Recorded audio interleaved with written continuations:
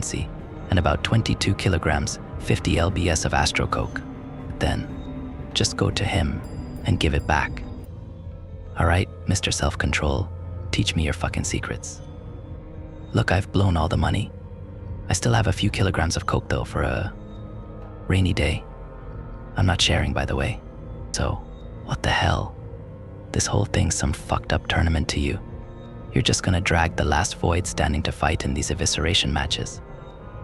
Well, it's less of a tournament and more of a haphazard free-for-all. I'm no logistics expert, after all. I didn't know what the hell I was supposed to say to the guy. If you're behind this breach, then you're responsible for the deaths of hundreds of guards. Hundreds of good men, Sandu coughed. Most of them good men. Adrian rolled his eyes. Yeah, okay. Real loss here. I'm just trying to live my life here, man. You're insane. Look, did that comment get us anywhere? You feel better now after stating the obvious no reply from Sandu? Adrian sighed. Look, can we just enjoy the show now? What's done is done. He was interrupted by Sandu trying to tackle him to the ground. The man did know his jiu-jitsu, but no luck. He couldn't even get Adrian to budge. I saw the veins in his forehead bulging as he apparently exerted all of his strength trying to subdue the strange, lanky man. Shit, he said, through gritted teeth. This guy's strong. Adrian simply pulled out a pack of cigarettes, looking completely unbothered. You know, I've taken a lot of strange drugs from a lot of different dimensions. One of them was bound to be a steroid. Also, he began grinning like a maniac. I'm no stranger to training. Wouldn't survive out there if I was weak like you guys. He picked Sandu up by the collar and gently tossed him back. Given the circumstances, I'll forget that you just tried attacking me. Now, why don't we just sit tight and watch? I held up a hand. One last question, if you will. Adrian rolled his eyes and groaned like a child. Simon, we're missing the good shit. But fine, hurry up. The last void standing. They're bound to pretty strong, right? Adrian nodded. Stronger than you. Well, no shit. I'm not trying to grab some chump. Okay, so how the hell are you gonna convince them to come with you? These prisoners aren't exactly reasonable. Adrian stared at me with just about the stupidest look on his face for around 10 seconds. Well, you know what they say, he cracked his knuckles. You just gotta live in the now. You're an idiot. Would an idiot get this far? The idiot had a point. If he really was the mastermind behind the breach, then the guy had some wicked skills.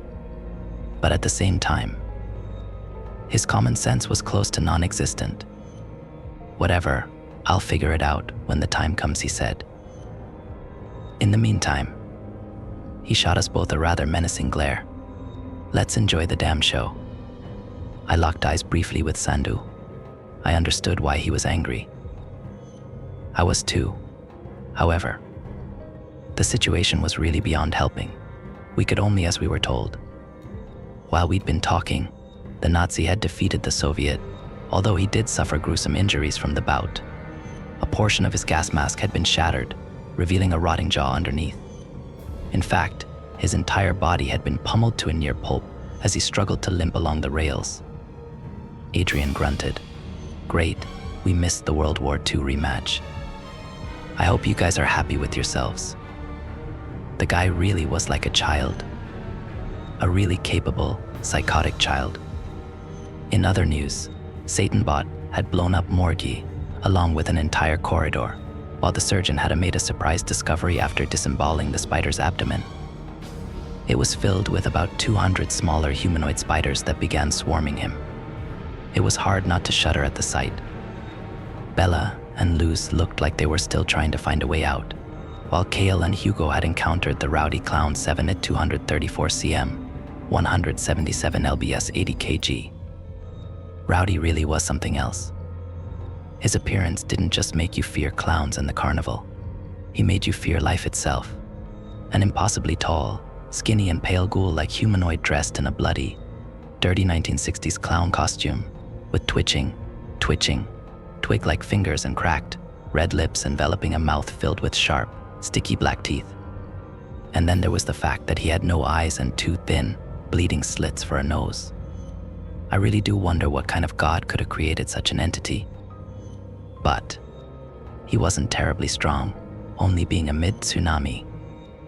Rowdy spat a mouthful of dark, gooey spit at Kale, dissolving the right side of his face.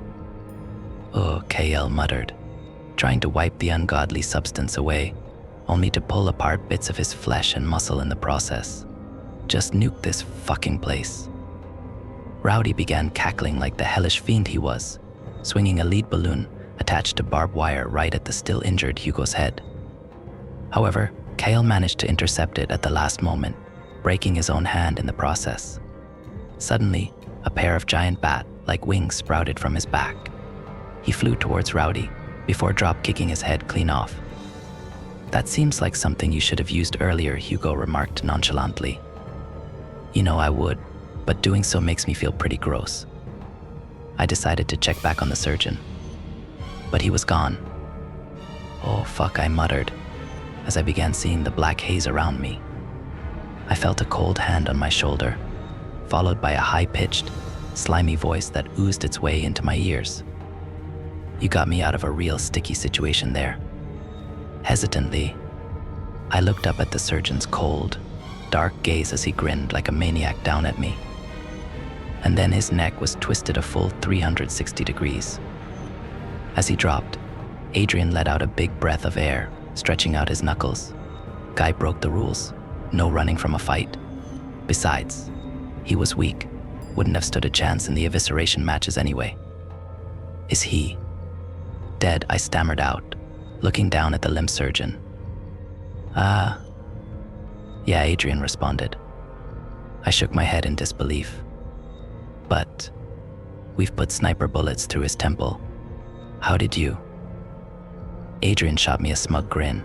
"Like I said, y'all are just weak. Now keep watching. Things are getting interesting." A few moments later, the Nazi came across the remnants of the spider and its hatchlings, torching them to ashes without hesitation, allowing me to breathe easier.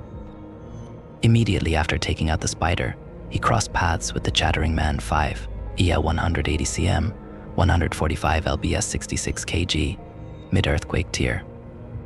As much as I hated sympathizing with Nazis, the guy couldn't seem to catch a break. Resembling a horribly slouched humanoid, the Chattering Man was the kind of creature that parents told their kids about in an attempt to scare them into being good. Each and every one of his limbs were jagged and contorted, covered by thin, borderline translucent skin that was still inexplicably bulletproof. His eyes were covered in a damp, bloody and dirty cloth, while his long, black, matted hair swayed wildly as he twitched around. And then there were his teeth. They were giant, about twice the size of a normal human's, and coinciding with his name rapidly and constantly chattered like hell, yielding one of the most disturbing sounds imaginable. Adrian slammed his fists on the table in excitement. Yes, this is a matchup I've been waiting to see. The Chattering Man stared the Nazi down, his teeth rattling together like a frenzied, demonic drum. The Nazi responded by abruptly engulfing him in a sea of flames. However, the Chattering Man simply walked through it completely unscathed. I could see the Nazi clench his jaw in apparent frustration. He drew his knife and rushed in, attempting to engage him up close. The Chatterer was surprisingly fast, dodging each slash before biting down on the Nazi's flamethrower tank. The subsequent explosion flung them both into the air, destroying a good portion of the Nazi's back in the process. On the other hand, the Chattering Man only suffered a few cracked teeth. "Holy hell," I muttered. Truth be told, I'd never actually seen the Chattering Man in action up until that point. Perhaps we'd been lowballing him on the threat scale. The Nazi let out a hoarse scream before rushing back towards his disturbing opponent. He managed to sink his blade into the Chattering Man's shoulder before being blindsided by a swipe to the face, completely shattering what remained of his mask, revealing his full, zombified visage beneath.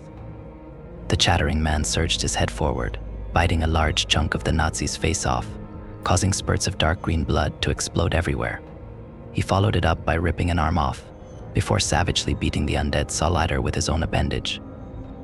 The Nazi attempted one last stand, grabbing the knife that was still lodged inside the chattering man's shoulder, carving a large gash that extended down to his ribcage. Nevertheless, his admittedly impressive run was finally over. Not seeming to acknowledge the wound at all, the chattering man plunged 2 bony fists into the Nazi's chest before ripping his torso in half. Quite the gruesome display, for sure. But Adrian seemed to revel in it. He let out a raucous cheer for the victor. What the fuck is wrong with this guy? I thought to myself. Tossing that thought aside, it became apparent that things were beginning to come down to the wire. Kyle and Hugo had found themselves within the vicinity of the dancing guy 170 cm, 155 lbs, 71 kg. He was an ordinary-looking, albeit racially ambiguous man in his mid-20s with short, light brown hair and a perpetual 5 o'clock shadow dressed in a plain white t-shirt and track pants. He always wore a pair of unbranded earbuds connected to an MP3 that never seemed to run out of battery. And of course, he never stopped dancing. He was a mid-asteroid, the 3rd strongest being within the entire chasm. Hell, it's entirely possible that he actually is the strongest. We've never seen him fight against the top 2, after all. So just how the hell was such an ostensibly innocuous man so dangerous? Who the hell knew? Like most of the prisoners, he was truly beyond explanation. If I had to classify him, he'd 100% be chaotic neutral. He had no conception of good or evil, no sense of right or wrong, no goals, no ideals. The guy just wanted to dance, and he sure as hell was a menace while doing so. Yet, he would never go out of his way to bother you. You just had to stay out of his. He could disintegrate people just by touching them. He'd simply dance through your body, leaving nothing but shreds of flesh and blood behind. And if you ever tried stopping him, oh boy. You see, his eyes were always closed when he was dancing to the music funneling into his ears. If that music ever stopped, then he'd be forced to open them up. And then all hell would break loose. He'd go on a rampage until he got those earbuds back, and nothing could take him down in the process. Nothing. For that reason, it was better to leave him undisturbed, allowing him dance to his heart's content. For that reason, his holding cell was the largest, giving him plenty of room to do so. Fun fact, he listens to many genres, but his favorite is EDM, specifically melodic trance and hardstyle. But now he was out. Bad news for everybody, and Kale knew it. Shit, he muttered. We're not dealing with that. Why, Hugo asked. Is he strong? Kale nodded. More than you know. Then that's all the more reason why we need to eliminate him, Hugo said, attempting to crawl towards the dancer. But before he could make the biggest mistake of his life, Kyle scooped him up and began running the other direction. Let's not do that. Y-E-A-E-H-H-H. The big boys are coming out. Adrian's abrupt shout nearly shattered my eardrums. I glanced over to see which monitor he was looking at, and then I understood his excitement. Satan Bot had come across his next opponent, but it wasn't one he was going to have such an easy time with. Standing opposite of him on a walkway on the very top floor was Long Wu, aka the Mechanical Menace, 6'205 cm, 375 lbs, 170 kg. He was a mid-asteroid, right in between the Calamity and the dancing guy in terms of estimated strength. He was actually a special case. You see, he was originally held in the Chinese equivalent of the chasm, known as the Well. However, as a political favor, a complicated exchange, mind you, the US allowed the PRC to transfer Wu over. This was shortly after he'd killed 400 guards and nearly escaped entirely. They just really didn't want to deal with him anymore. He was also interesting in the sense that he wasn't born with any supernatural abilities or superhuman prowess. His danger came from his brilliant but unhinged mind and his obsession with the concept of transhumanism and being the change that shifts humanity into a new, technological age. His original, progress-driven ideals could have been deemed noble at some point, but then he went off the deep end with power and decided to prove just how much better we could be once we'd fully integrated ourselves with technology. And how did he decide to do this? By trying to kill anybody and everybody he saw. His power came from his suit, which he'd apparently semi-fused with his own body. It was comprised of a dark, unidentifiable metal that had so far proved to be unbreakable. With it, he had a vast arsenal of devastatingly overpowered weapons at his disposal. Machine guns, shotguns, explosives, knives, you name it. Both of the eyes on his helmet were also capable of firing railgun blasts. But his most powerful weapon was something he called the Singularity Blade. That weapon was where the science ended and the fucked up shit began. Being about 5 feet 152 cm long and glowing a deep ember, this sword was an enigma. I'm not sure how he made it or what he did to attain it, but it sure as hell wasn't the result of any kind of engineering. Any time that he swung it, a sharp, ear-splitting roar could be heard from everywhere and nowhere at once. And then, from the tip of the blade, some kind of ghost-like serpent-esque entity would emerge, utterly annihilating everything in the area with its flames, fangs, and claws.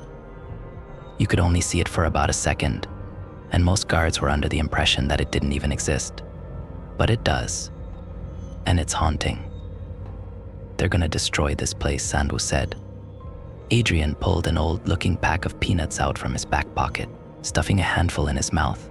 You got that right, he shouted, spitting crumbs everywhere. Wu took the first offensive, unleashing a typhoon of bullets from a chain gun that jutted out from his chest. Satanbot managed to dodge every shot, closing the distance between them in the process. Both of their movements were incredibly hard to follow, of course.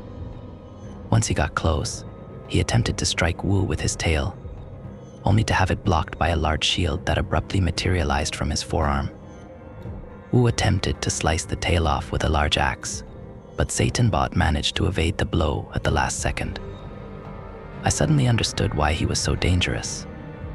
Unlike Satanbot, whose weapons were already fixed on its body, Wu's suit was capable of adapting to any situation, morphing its robotic appendages into whatever weapon was best suited to countering his opponent. Jesus Christ, I muttered at the realization. This guy's a fucking monster. Even though Satanbot had managed to dodge that strike, the next one would prove more difficult to evade.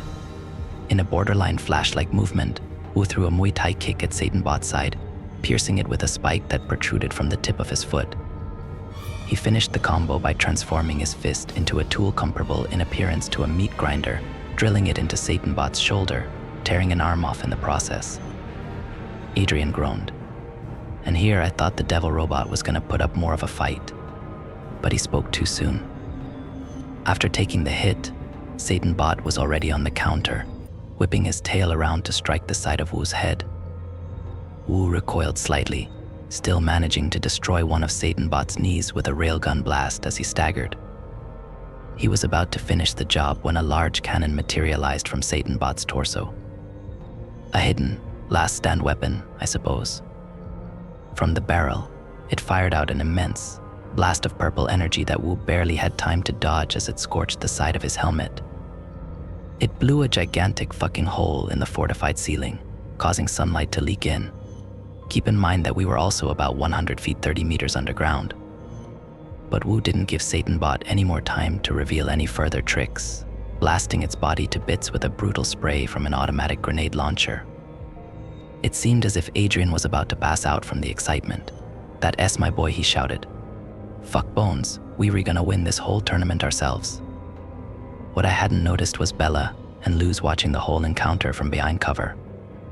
Bella's eyes lit up upon seeing the hole. A rather convenient escape route. She ran out from her hiding spot, before leaping an extraordinary distance into the air, right towards freedom. But then, out of nowhere, a massive, armored hand grabbed her by the neck. From the surface, a gigantic man dressed in a streamlined mech suit of a model that I wasn't familiar with dropped down, landing hard on the walkway. He continued to nonchalantly strangle Bella as he surveyed the scene. What a mess, his booming voice reverberated through the monitors. It's time to enforce justice. If Adrian was giddy before, he was off the rails now. They're here. They're finally here. It's time for the semi-fucking finals. Who the hell is here, I asked, already somewhat knowing the answer. The Alpha boys and girls, the Apex Predators, he responded. Task Force Void Nova Hammer. Task Force Void Nova Hammer. Most of the guards I knew were just dying to see them in action. I was the odd one out in that regard. Well, they were here now, and those guards were too dead to see them. I'm sorry, that really was a distasteful joke. I guess Adrian's presence has rubbed off on me just a tiny bit. Speaking of Adrian, he was feverishly fumbling around in his pockets while keeping his eyes glued on the monitor. After a few moments, he tossed a bag of white powder onto the table. "Astro Coke?" I asked. He shook his head. "Nah, just the regular stuff. The show's not at its climax yet. Gotta pace myself." He snorted the whole mound in about half a minute. "Yo," he grunted, wiping his nose off. "You fellas want to hear a secret?" "I don't think we had a choice. Task Force. Void Nova. Whatever. How do you think the members get recruited?" I shrugged. "Dunno. Some kind of test, I guess." He guffawed. "Nah, they're voids as well." My mouth dropped. As he went on to explain, TFVNH was a constantly rotating team comprised of voids, save for a few exceptions, who were a reasonable balance of both powerful and sane. In fact, different countries occasionally lent their own voids to one another to use for their respective forces. In exchange for their service, the members would be allowed to live freely amongst society, although they were monitored heavily while doing so. "You sure know a lot of confidential stuff," Sandu said to Adrian. "Just who the hell are you?" Adrian sat back in the seat. Nobody, just a dabbler. A jack of all trades, master of a good handful." He sure was insufferable. In any case, I put my sights back on the monitor. As Bella struggled against the seemingly insurmountable foe, she tried blasting him with a blade spray. But before she could even raise her hand, it was broken with a single, firm grasp. "Feels to pute," she spat, the life draining from her breath with every word. As Adrian would go on to tell us, this particular TFVNH member was Kente, the Guillotine Sanders 6, 197 cm, 287 lbs, 130 kg. Supposedly, he was a real hard-ass, an abnormally powerful man with an incredibly skewed and strict sense of justice. To him, the word nuance meant nothing. Rehabilitation was a joke. Second chances were an alien concept. He was a man whose worldview was utterly black and white. To him, the laws that landed himself in prison didn't constitute legitimate justice. His ideals were the only ones that mattered. Cross his sensibilities, and you were a criminal in desperate need of execution. "He's got a pretty notorious reputation in these parts," Adrian continued. "He's captured at least 7 of the voids in here himself, nearly killed all of them as well. Honestly, I'm not rooting for him to win. Gonna be too hard to wrangle in afterwards." Just as Bella looked about ready to pass out, Kente was blindsided by a sudden rush from Luz. Well, I guess blindsided wasn't really the right term. Kente blocked his strike with relative ease. "There's revenge customer numero uno," Adrian said. "The big guy wiped out Luz's entire village before dragging him into this place. No wonder he's pissed." For the first time, Luz had a fierce expression on his face. He let out a rage-laden shriek before digging both of his hands into the only exposed part of Kente's body, his neck, lighting up the area and his face with sparks. "Oh boy, that ain't gonna work," Adrian muttered, grinning. Kente grunted, seemingly taking the full brunt of the excessive shock without going down, before grabbing both of Luz's arms and slamming him into the floor. He dropped Bella in the process, who immediately ran off with her life. Adrian clicked his tongue in disdain. She's not even helping him out. Guess that's women for ya. Sandu and I kind of just glanced at each other awkwardly following the comment. Unfortunately, Luz's rage just wasn't enough for him to fulfill his revenge. While still on the ground, Kente stomped on his head, crushing it like a watermelon. Quite the gruesome sight to behold. Afterwards, he set his sights on Wu, who'd been observing the whole exchange. Finally, Adrian said, "The strong are going at it." For a moment, Wu and Kente both seemed to acknowledge each other's power, hesitating for just a moment, and then in a flash they rushed each other simultaneously. Both of their opening moves were kicks, catching each other's respective legs mid-air, causing the walkway beneath them to crack underneath their combined pressure. On top of possessing overwhelming strength, they were both apparently skilled in martial arts as well. A terrifying combination. But Wu possessed another, more devastating aspect on top of it all: actual weapons. Wu dropped his leg, opting to blast Kente with a flurry of shotgun rounds instead. It was enough to send him flying backwards, breaking apart the torso section of his suit. And he didn't give him a second to breathe. Wu rushed forward immediately after, grabbing Kente's helmet and slamming it down on his knee, shattering it completely. He attempted to decapitate him on the spot with a saw, but Kente caught the slash before it could land. He looked up at Wu, his dark eyes twisted with rage. He broke the saw in half before delivering a powerful-looking right cross to Wu's stomach that splintered a portion of his suit and sent him crashing into the rails. He managed to crack the damn thing, I thought, astonished at the fact. That meant at a minimum, Kente's punches packed more stopping power than an M203 grenade. Ooh, he's getting serious, Adrian smiled. You know what they call his striking technique? What? The pulverizing fist. He twists his knuckles at the last moment, grinding flesh to a pulp. With his strength, it's like drilling through wet toilet paper, but that's only for regular people. Doesn't work on big boys like Wu.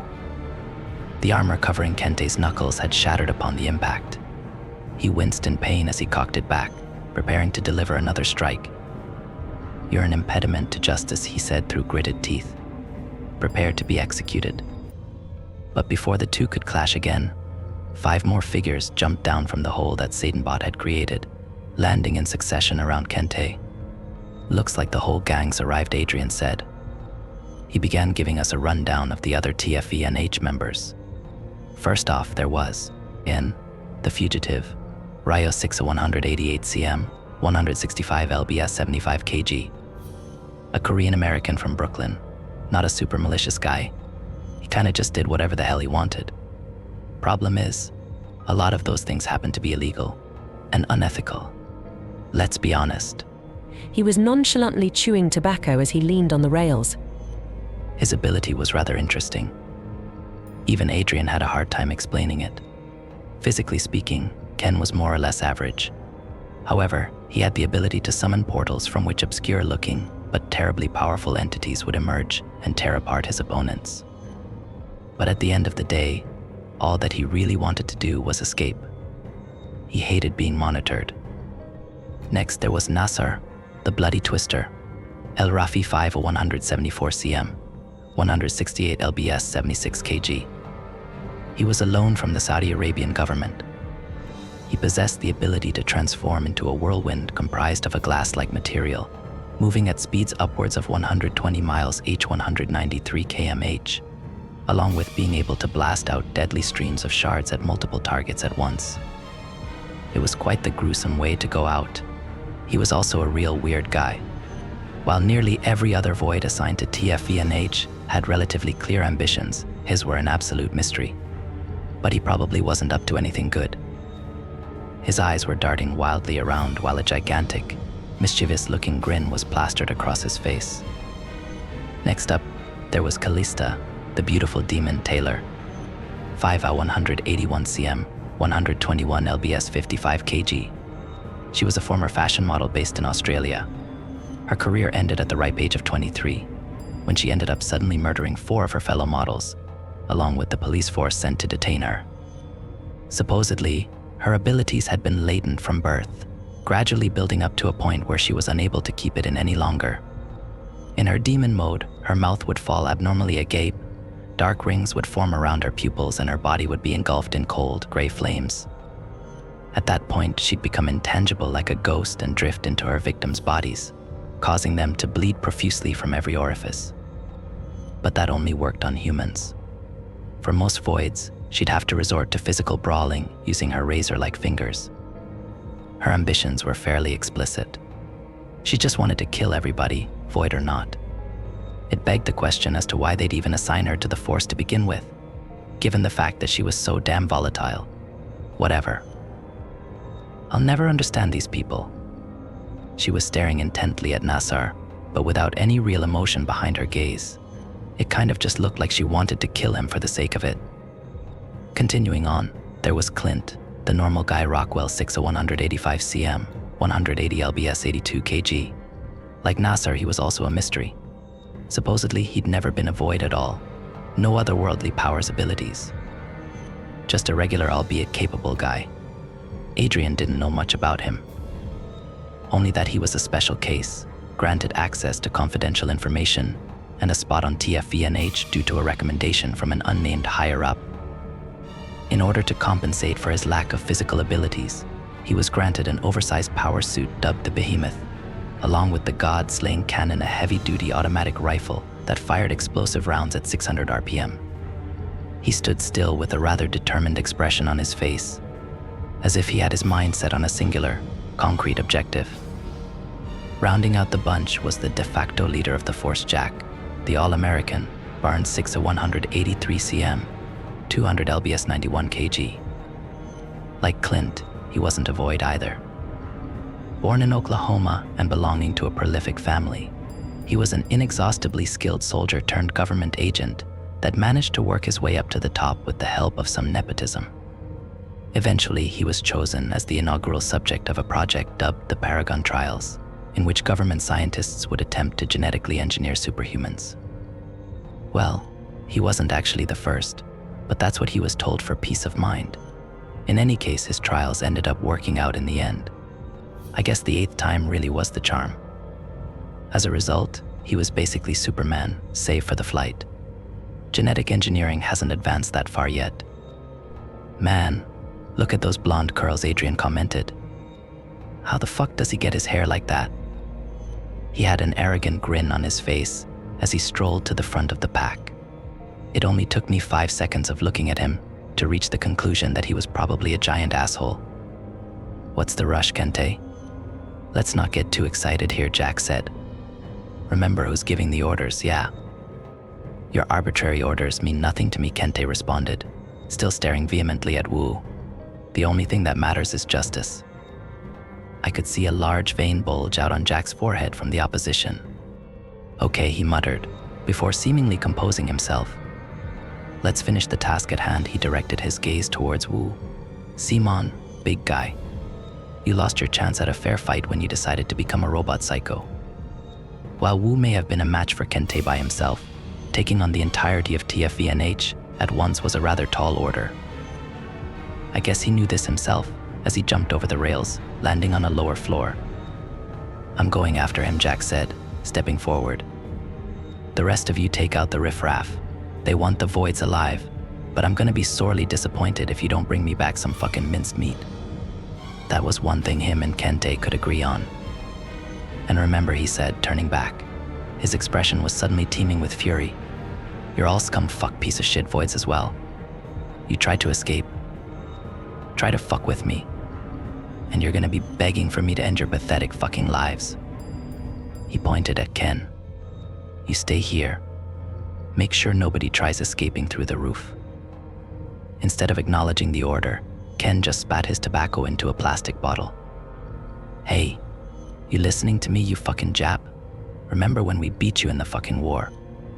Isn't he Korean? Clint muttered, and just raised an eyebrow at the remark. Dude, I don't even know how to respond to that.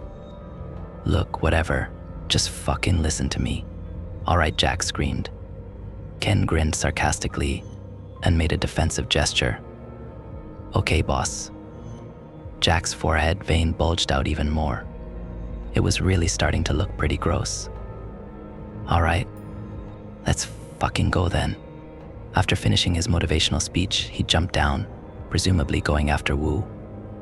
Save for Ken, the rest of TFVNH followed suit, scattering throughout the chasm in search of the remaining voids. The strong were finally about to converge on one bloody path. As dark, weird, and gruesome as the whole situation was, I'd be lying if I said I wasn't at least a little bit excited to see what was about to transpire. God, I can't even keep my eyes still, Adrian said, beaming at the prospect of utter carnage ahead. My eyes ended up drifting towards the dancing guy, who was jubilantly performing the shuffle along a second-floor walkway. Soon enough, he crossed paths with Nasser, who was grinning like a madman. Without much hesitation, he stepped forward, heading right towards the dancer. "Well, I guess it's over for him," I said. I had yet to hear about anybody being able to inflict any kind of damage against the dancing guy. The only thing that we could really do was contain him, and I severely doubted that things were going to be any different here. "I'm not so sure," Adrian responded. "The guy's a wild card. I think he's just testing the waters here." Before I knew it, Nasser had gotten dangerously close. I held my breath in anticipation. There's no way, I thought, and I was right. Nasser tried to strike the dancer but was blitzed immediately. I could hardly even comprehend what had even happened. One moment, he was in the midst of throwing a right cross. The next, he was planted firmly within the concrete wall, missing an arm and with a gaping hole in his chest. "Holy shit," he spurted out. He looked towards the dancer, still inexplicably grinning. "Damn, you're strong." What the hell's wrong with him? I wondered out loud. "Nothing. Nothing at all," Adrian answered. "I think I've found a kindred spirit." Nasser pulled himself out of the crater he'd made, displaying zero indication that he was in any kind of pain at all. Suddenly, a flurry of glass engulfed his chest wound and missing arm, reverting them back to normal in a matter of seconds. He stretched himself out before nodding happily at the dancer and walking off. What the fuck? I thought. I looked over at Sandu, wanting to see his own reaction. But he was stone-like, staring at only one monitor in particular. I followed his eyes and realized that for whatever reason, he was focused on the kid who was still sitting in his cell. Check it out, my thoughts were broken by Adrian's outburst. "She's found her prey." I looked at the monitor he was gesturing to, seeing Kale and Hugo being hacked away at by Callista. "Now who the hell is she?" Kale shouted, taking a sequence of gnarly gashes to the chest. "Evil incarnate," Hugo answered. Although still severely injured, he was able to move around on his own now. "Look at her eyes. She's being controlled by the devil." Callista drilled her hand forward, impaling Kale through the solar plexus. He chopped at her arm before pushing her off. "Fucking hell," he sighed. "This is back-breaking work." "Are you a match for her?" Hugo asked. Kale shook his head, exhausted as hell. "Doubt it." "In that case," Hugo said, standing up, "it seems like I'll have to detach myself fully." "What the hell are you talking about? My constraints were only lifted halfway the last time. You almost died last time as well. You sure you're gonna make it out this time?" "I'm not planning to." Kyle chuckled. "Sorry, but I'm not gonna let you do that." Hugo's eyes began glowing a familiar crimson. "I've been ordained a holy mission. I'll do whatever it takes." He stared at the rapidly approaching Callista. "Anything to eliminate evil." His scars began glowing again, brighter than ever this time, preparing to engage the oncoming enemy. But before they could clash, Kale stepped in between and tanked another series of slashes before kicking her back. "Ah," he grunted. "Fuck, that hurt." "What are you doing?" Hugo asked, perplexed. "I told you, this is." Yeah, you're God-given, whatever the fuck." "I don't know, buddy. You're a psycho, but for whatever reason, I don't really want you to die." Kale gave him a bloody grin. "It feels like we've been through a lot, you know." For a moment, it seemed as if Hugo was at a loss for words. But then Callista stood back up. "I see," he said. "But what are we going to do about her?" Kale looked down and sighed. "Shit. Yeah, that's the real question, ain't it?" Kale clenched his teeth as Callista began charging at them once again. "Looks like Lady Luck's on their side today," Adrian said. I realized what he meant when one of Callista's hands were bitten straight off by the chattering man who'd strolled into the fray from an adjacent corridor. "Well, shit," Cal said, watching the two suddenly preoccupied with each other. "Looks like God is looking out for us." He grinned at Hugo, who simply nodded back. As those two got the fuck out of Dodge, Callista and the chattering man began relentlessly butchering each other.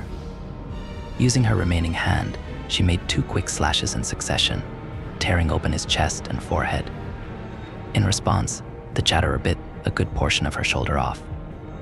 This went on for a few minutes, until about half of Callista's body remained and about 90% of the chatterer's skin had been shredded off, staining the entire area a gory red. But even demonic superhumans had their limits. They were both beginning to slow down. Callista twisted her bloody, knife-like fingers, pushing them into the chattering man's mouth and through his throat. While it was still lodged inside, she threw her arm upwards, splitting his head apart. But at the exact same time, the chattering man swiped at her head, twisting her neck clean off. They both fell simultaneously, as combatants who fought to the bloody end.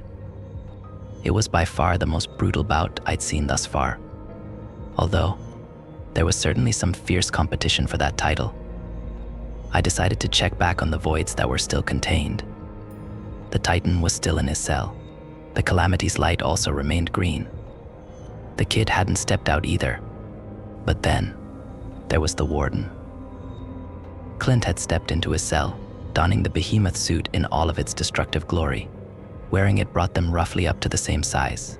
Still, he was just an ordinary guy going up against an unfairly powerful monster. Unless he had some tricks up his sleeve, this was about to get really messy really quick. "Hey," he said, grinning at the warden through his fortified visor. "You've been chasing me all this time. Thought I'd finally come to you instead." "Sounds like they have unfinished business," Adrian said. That much was probably true. Still staring down at the blood-stained floor, the warden simply let out a deep, lengthy sigh. When he finally looked up, there was nothing in his pit-like eyes but sheer rage. "Your death won't be quick." His voice was deeper than the Marianas. Before Clint could even get his guard up, he was brutally blitzed by a sudden rush. The warden was moving so fast, he was effectively a blur. Clint was launched backwards, denting a metal wall. The warden bolted at him again, slashing off pieces of his suit with nothing but his fingers. He launched his fist at Clint's protective visor, smashing it to bits and cutting his face up with bits of stray glass in the process. However, Clint managed to push him off before it could connect with his skull, which would have been beyond fatal. "Fuck," he spat, attempting to unsheath the oversized blade at his side. But he wasn't nearly quick enough. The warden grabbed it by the edge before Clint could even swing, shattering it into fine dust with nothing but a firm grasp. Then, he grabbed the suit by the arm, slamming Clint hard onto the ground, causing him to spit out blood. "Shit," Adrian muttered. "This is even hard for me to watch." The warden proceeded to uncompromisingly wail away on top of him, with Clint barely managing to protect his face with the suit's wrist guards. But even those were being chipped away at rather quickly. Just as there was about an inch of suit left covering his arms, he tilted his elbow towards the warden's neck, firing off a small grenade that caused the overpowered void to stagger just a little. The warden retreated, touching the small wound that the explosion had left under his chin. In turn, Clint struggled to pull himself up, with his suit looking like it had been run over by about a dozen freight trains. His face was covered in blood and cuts, while a blood vessel had popped in his right eye. Yet, he shot the warden a gory smirk. "Okay, maybe I deserved that, but the comeback starts now."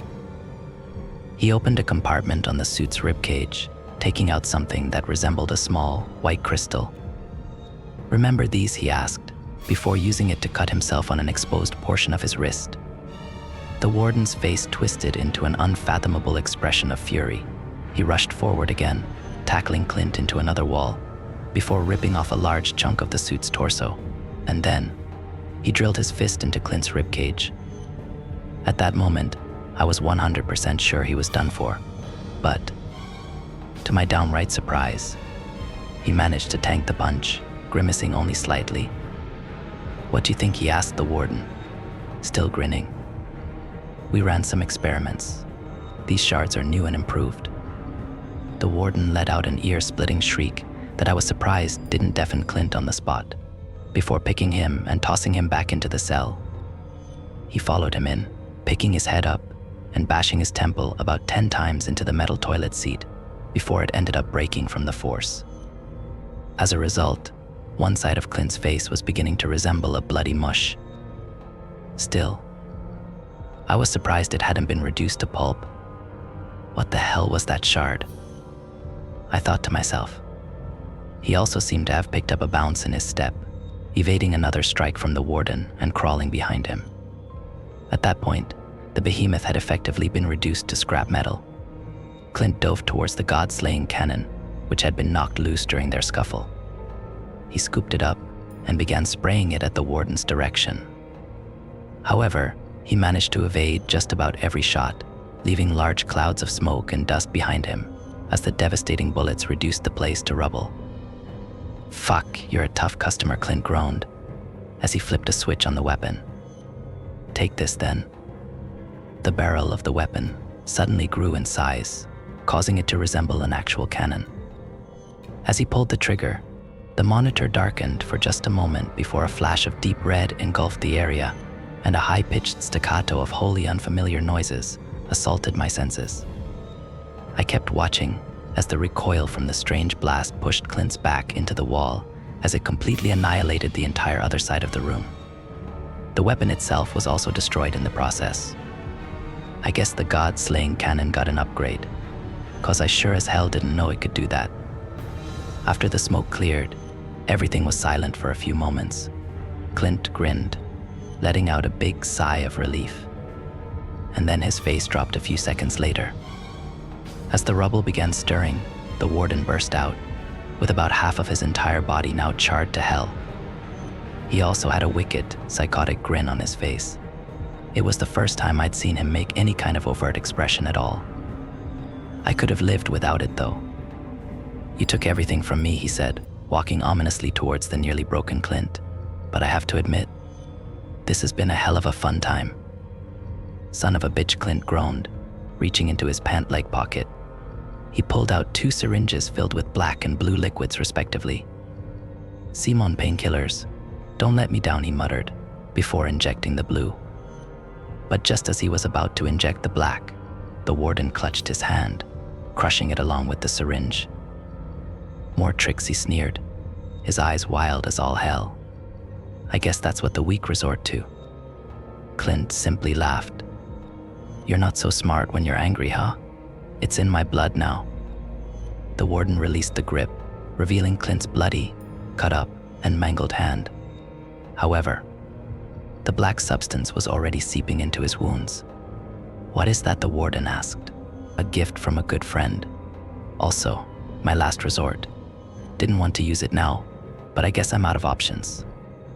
In a matter of seconds, nearly all of Clint's wounds had healed up. Along with that, his muscles had become visibly tensed. "That's impossible," the warden gritted his teeth.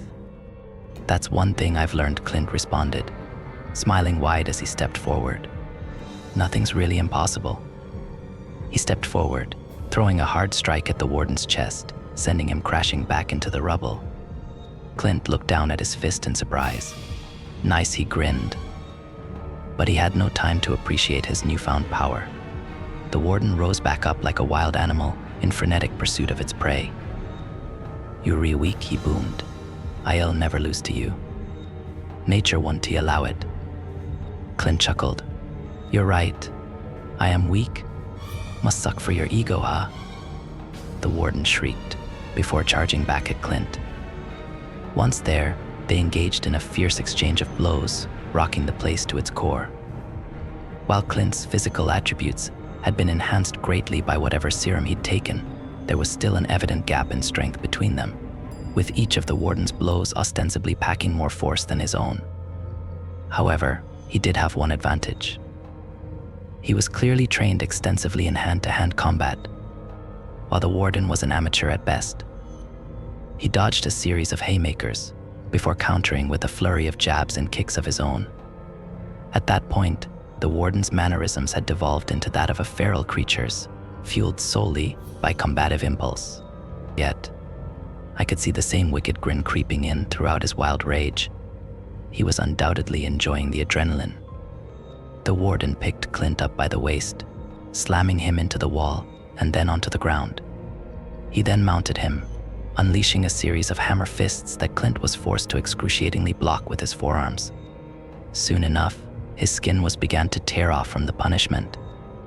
While on the ground, Clint managed to throw a kick that connected with the warden's hip. However, he hardly got any reaction out of it. He simply wasn't strong enough. Instead, the warden threw both fists down onto Clint's ribs. I could hear them crack through the monitor. He grimaced in pain, but the warden didn't give him a moment to recuperate. He drilled a fist right into the side of his face. A spurt of blood and a few teeth flew out of his mouth as his head was cranked to the side. "He's gotta be fucking done for," Adrian commented. I had to share the sentiment. Clint's efforts were more than admirable. He sure as hell put a better fight than I could have ever hoped to. But even with all of his tools, tricks, and skills, he was still no match, at least. That was what I genuinely believed. But the guy was just full of surprises. After taking another brutal strike to the shoulder, Clint managed to somehow escape out from underneath. I couldn't even fathom what kind of move he pulled in order to do so.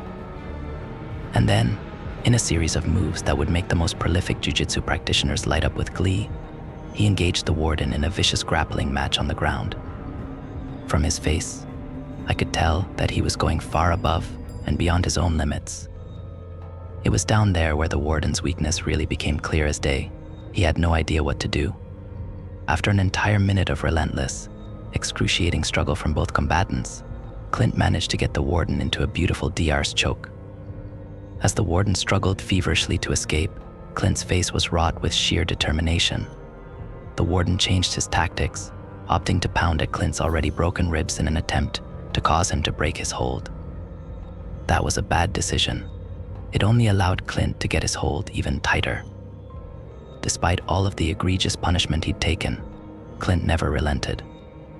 Soon enough, the warden's movements began slowing down. And then, he stopped moving altogether. Even then, Clint didn't release his grasp. He held the warden's neck in place using all of his strength for about 4 minutes before he finally let go, all while gasping in accumulated pain and exhaustion. The guy really looked as if he was going to die on the spot. But that didn't matter to him. The fight was finished, and an unlikely victor had emerged. With a tired grin on his face, he raised a shaky fist in victory before passing out himself. "Well, I'm fucking touched," Adrian said. "It's like watching Rocky all over again." On another monitor, Bella had made her way back to the top floor, back to the gaping exit. "Wow, what a pleasant surprise," Ken said, standing in her way. She seemed to share the surprise as they stared at each other. "Is this a joke?" she responded. Ken shrugged. "Where else was I gonna see you? Are you going to let me go?" she asked. "If I did, then American Boy would track me down and kick my ass. I gotta wait till he dies first. Then we can go off into the sun together," he smiled. "In the meantime, you want to talk for a bit?" She sighed. "What do you think's going on here?" "I don't know," Ken responded. "That's up to you." "You already know how I feel. I tried to assassinate you. You were contracted to assassinate me by a massive dickhead. I'm sure it was nothing personal." "Oh my God," she sighed again. "Besides," Ken continued, "I'm still alive. Maybe you really didn't want to kill me. That's what I tell myself anyway. You're insane if you think anything's going to happen between us. You think I want to date anybody right now? Well, I never wanted to either. Until I met you." A period of silence followed. "Let's face it," Ken spoke up. "We're bad people living bad lives. Don't you get tired of it?" "Speak for yourself," Bella responded. "You know what kind of people I kill." "I'm not talking about that. You want to escape, don't you?" "I don't belong in here." "No. A lot of people don't. What are you getting at?" "I'm pretty sure you know." "The kid? Yeah. What about him?" Ken exhaled. "Look, forget about dating. But don't you ever feel like doing something good for once? Doing something for anybody besides yourself?" Bella simply rolled her eyes in response. "I'm sorry, that came out badly." She stepped forward, brushing past him. "I'm leaving now. If you want to try and stop me, then go ahead. I'll just kick your ass again." There was another pause before Ken shook his head. You know I'm not gonna do that. Good, she began walking off. I'm not tired of anything, by the way, she said without turning around. I'm in control of my own life. And I kind of enjoy that. She left Ken looking somewhat melancholic, but eventually, he began smiling again. Of course, if you do. He took off, abandoning his post. But I'm sure he hardly cared about that. Well, geez, that was a downer, Adrian said. Let's get back to the exciting stuff, he grinned. The final chips are starting to fall into place. Jack had finally found Wu. You China's secret weapon or something, he asked, approaching the mechanical menace, who remained silent.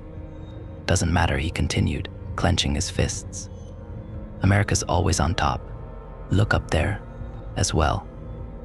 I turned to the monitor that Adrian was gesturing towards, watching as Kente continued roaming the corridors, still clenching his teeth in justice's driven rage. Actually, no, he wasn't roaming anymore. He was walking towards somebody. But at first, I couldn't recognize who it was. Come at me, you fucking asshole. But I did recognize the voice. It was Senju, his head now resembling a glowing, floating skull shrouded in a dark haze. Didn't he? I asked, confused. Adrian chuckled. Don't you know anything about the Wraith style? One of its core proponents is the revival technique. Of course, I thought. How could I not know that? You killed everybody at my fucking dojo, Senju screamed at the approaching Kente. You re-dead. Kente bit down even harder, cracking his own teeth. I simply enacted justice, and I've waited for too long to finish the job. Man, how lucky were we to find this place, Adrian said. Crisp fucking front row seats. It took me a moment to process the implications of what he'd just said. What the hell are you talking about? I asked him. In turn, he looked at me like I was insane. What do you mean? Didn't you build this place? He shook his head. Well, if you didn't, then who? My eyes wandered up to Sandu, whose attention was still firmly planted on the kid. He's the one that led me into this room to begin with. I do remember thinking it was rather strange, but with everything that'd been going on, I forgot to question it further. But now, I couldn't avoid it. What the hell is going on? Now even I'm confused, Adrian said, before turning to Sandu. What's going on here? Who the hell are you? Yeah, that's a good question, I added, also looking in his direction. Simon, man. I've known the guy for years. Yet, I couldn't begin to understand what he was planning here. Sandu took a while to respond, and even then, it was less than satisfying. It's complicated, he finally spoke up. By the way, aren't you guys missing the show? I wasn't gonna force the guy to talk. Over the years, I've learned that doing so only leads to disingenuous answers. Besides, he was right. Jack was already rushing towards Wu. Simon Wu. Show me your kung fu shit. I'll beat you down with good old American boxing. He really thinks Americans invented boxing, Adrian muttered. Instead, Wu opted to blast him back with his hand shotgun. Jack was sent flying into a support beam, demolishing it in the process. While he'd taken no ostensible damage, there were now holes littered across the American flag printed on his chest plate. That sure got him pretty rattled. Oh, you fucked up buddy, he said, a deranged smirk drawn across his face. For the first time ever, Wu decided to speak. What did you think was going to happen? In an instant, they charged at each other. Given their respective power and speed, their combined movements were hardly comprehensible. But if I had to approximate the exchange, it went something like this. Jack lands across to Wu's helmet, cracking it slightly. Wu attempts to stab Jack with a large blade. It breaks on his arm. Jack presses forward, throwing a flurry of jabs at Wu's head. Most of them are blocked. Wu counters with a kick to the ribs. It hurts Jack. Wu uses his railgun eyes, burning the side of Jack's cheek. And then the gauntlet is unleashed. Wu lands a brutal combination with steel-studded knuckles. Wu shoves a grenade into Jack's face. Wu pounds away at Jack's ribs with a spiked bat. Wu stabs Jack through the shoulder with an elbow blade. Wu snaps one of Jack's fingers off. Wu headbutts him. Wu picks him up and executes a hard takedown, destroying the walkway they're standing on and causing them to fall to a lower floor. And then Wu begins strangling Jack. He's got the advantage with his weapons, I said. There's no way Jack's turning it around. Adrian scoffed. The US didn't funnel billions into this guy for nothing. He's got a few tricks up his sleeve. And oh boy, did he ever. A GGHHHH Jack was frenetic as he struggled to break out of Wu's iron grasp. Guai. Oh, he screamed before his right fist began glowing red. He let go of Wu's wrists, ramming his knuckles right into his throat instead, the first significant strike. I could see Wu's armor splinter as he was launched backwards, forced to release his grip. Still exasperated from the struggle, Jack pulled himself up, his fists smoldering like hell. At the same time, Wu was gasping for air himself. "How's that?" he said, holding his fist up while grinning like a man utterly unhinged. Suddenly, his left fist also began glowing, the only difference being that it was blue. "It's about to get fucking gnarly," Jack said. "The stars and stripes style is immeasurable." What followed was an exchange of blurs. I could hear explosive bouts of clanking metal. White smoke and flickering sparks intercut with flashes of red and blue from Jack's fists. Two individuals at the pinnacle of power striking each other with everything that they had. After around an entire minute of hectic but incomprehensible fighting, both men had sustained significant damage. Chills ran down my spine as I traversed across the blood-stained halls decorated by the mangled corpses of my former guards. It was a sight that I'd experienced in my nightmares before. I'm sure just about every guard had. Seeing it in real life was jarring, to say the least. It sure had been one hell of a day, but the inevitable dusk finally seemed to be closing in. Sandu. What the hell is going on? My shouts were in vain as he pressed ahead, traversing through the blood, guts and gore left in the wake of the voids without a second glance.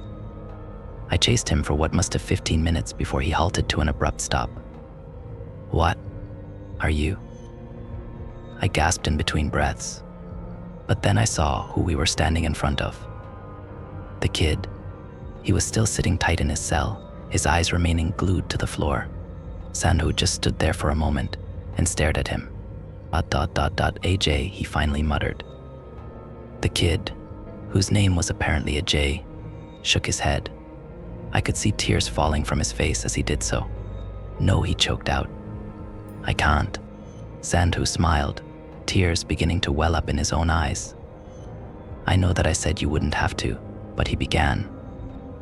"I'm sorry. I promised that I'd get you out. Before, I had no idea how. But there's a chance here. We can't avoid it now." Ajay looked up, utter fear pervading his expression. "I can't face him." Sandhu slowly approached him. "It's okay," he said. Ajay seemed to recoil at the seemingly innocuous statement. "It's okay," Sandhu repeated, kneeling in front of him. "Your gift is your own. Your right to use." Ajay continued shaking his head. "You remember what happened?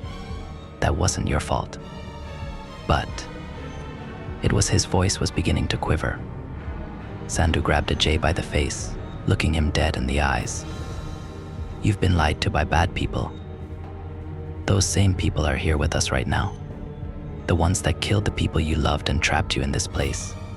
Anybody at your age with your ability would have made that mistake. It's not your fault." Ajay wiped a tear from his face. "If I let it out, everybody's going to die." Sandhu shook his head. "No, you've been practicing, and I've been watching. Better and better every day. Now, it's time to be strong. Your father would have wanted that, no? He would have wanted you to face it head on." Ajay remained hesitant. "I'm sorry, but we're out of options here." Sandhu's tone had gone more serious. "The man who killed your family wants to kill you as well. I can't stop him. Nobody can. It's all up to you. What are you going to do?" Despite still looking at the floor, Ajay suddenly clenched a fist. I'm not sure if it was my imagination or what, but I could have sworn that there was a spike in the air pressure around us. Some kind of intense, overwhelming aura emanating from the kid's general vicinity. Or maybe I'd simply seen too much that day. Soon enough, Ajay was standing. Sandhu looked both proud and utterly terrified. He took a deep breath before turning to me. It's a long story. I'll tell you all about it later. But what's about to happen? He lowered his voice. It's going to be dangerous. You don't have to come with us. Just hang back. Then, after all of this is over, we can all leave together. It was a vague warning, and one that didn't fill me with the highest degree of confidence. I could have told you myself that things were about to get dangerous. That much was obvious. I'd been watching that danger unfold over the course of an entire day. But now I had a decision to make. Did I really want to be in the thick of it? Did it even matter? Truth be told, I'd been feeling the prospect of death looming over me ever since the first alarm sounded out. I didn't have too much time to think about it though.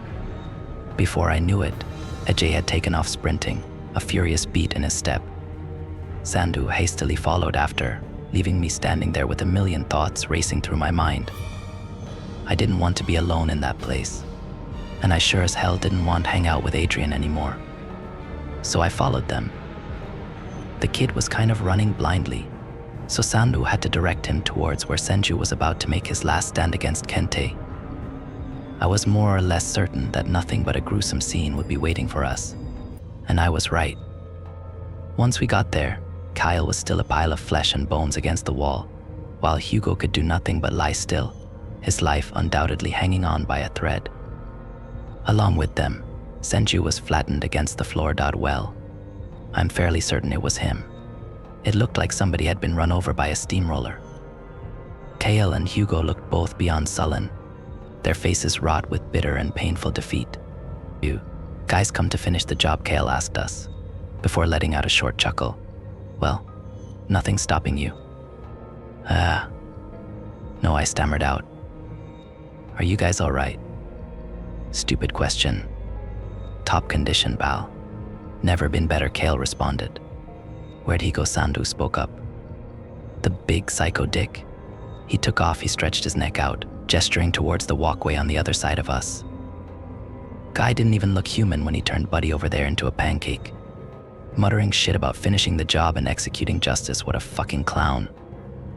Thanks, Sandhu muttered, before turning to head off. Ajay was also starting to look a bit antsy. Something had certainly changed in his demeanor. Something dark. Wait, hang the fuck on. Are you going after him? Aren't you guys like guards or something? How's that gonna work out? And that kid, isn't he? What the hell's going on? Kale called after us. Well, it's a bit complicated, I responded. But I think it'll work out. I wasn't so confident in reality. Kale scoffed, chuckled. Right. Of course. Well, it's not like I want you guys to lose, he smirked. Go and kick his ass. I smirked back and nodded. But before you leave, do me one favor. Is the priest still alive? He hasn't said anything in a while, but I think I saw him twitching a bit. I looked over at Hugo. Despite his dead expression, he was still blinking every now and then. Yeah, I responded. Kale rested his head on the wall and nodded. Okay, good to know was all that he said. After that short exchange, we were off running to face the insurmountable wall known as Kente. While we were looking for him, he was sure as hell looking for us as well. As we moved, I tried gauge what Sandhu was thinking. It wasn't terribly clear from his expression, but I could tell that his conviction in that moment was less than strong. Given what I knew, I could have viewed the situation from a lot of possible angles, many of which would have led to Sandhu acting as a less than moral party. But there was lost context here. I knew the guy, and unless he'd been acting all these years, there was only one conclusion I could have reached myself. For the sake of the kid, this was something that we had to do. Hell, I never believed for a second that he was malicious in nature. My thoughts were running too fast. Before I knew it, we were standing right in front of Kente. His suit had been damaged pretty badly, and he had dried blood caked all over him, although I doubted that most of it was his own. But besides one of his forearms, he wasn't injured in the slightest, meaning that taking him out was going to be a tall order. But then again, I had no idea what the kid was capable of either. Kente sneered as he walked towards us, his bloodlust seemingly transferring into the physical atmosphere around us, putting a dark, sinking feeling in my gut. But all of his attention was on the kid. "I found you," he snarled. Sandu looked at Ajay and nodded. "Ajay, it's time." No response. In fact, the kid was frozen on the spot, his eyes enlarged in sheer terror. I was afraid something like that was going to happen. "Oh shit," Sandu muttered, before shaking Ajay's shoulders. "Simon, he's coming towards us." "Ajay, Ajay." His voice was getting exponentially more desperate. In reality, this whole move was likely a big gamble. Nevertheless, it was a gamble he was definitely aware of beforehand. With their backs against the wall, Sandu stood firm in his promise to protect the kid. He exhaled, before shielding Ajay and getting himself ready for a valiant but futile stand against Kente. "You think I won't kill a guard if they stand in the way of justice?" Kente boomed. Sandu scoffed. "No, I think you'll kill just about anybody, you big fucking psycho." An oversized vein bulged in Kente's neck as he tensed his arm, ready to deliver a head-shattering blow. At that moment, I was simply frozen. I knew that there was nothing I could do.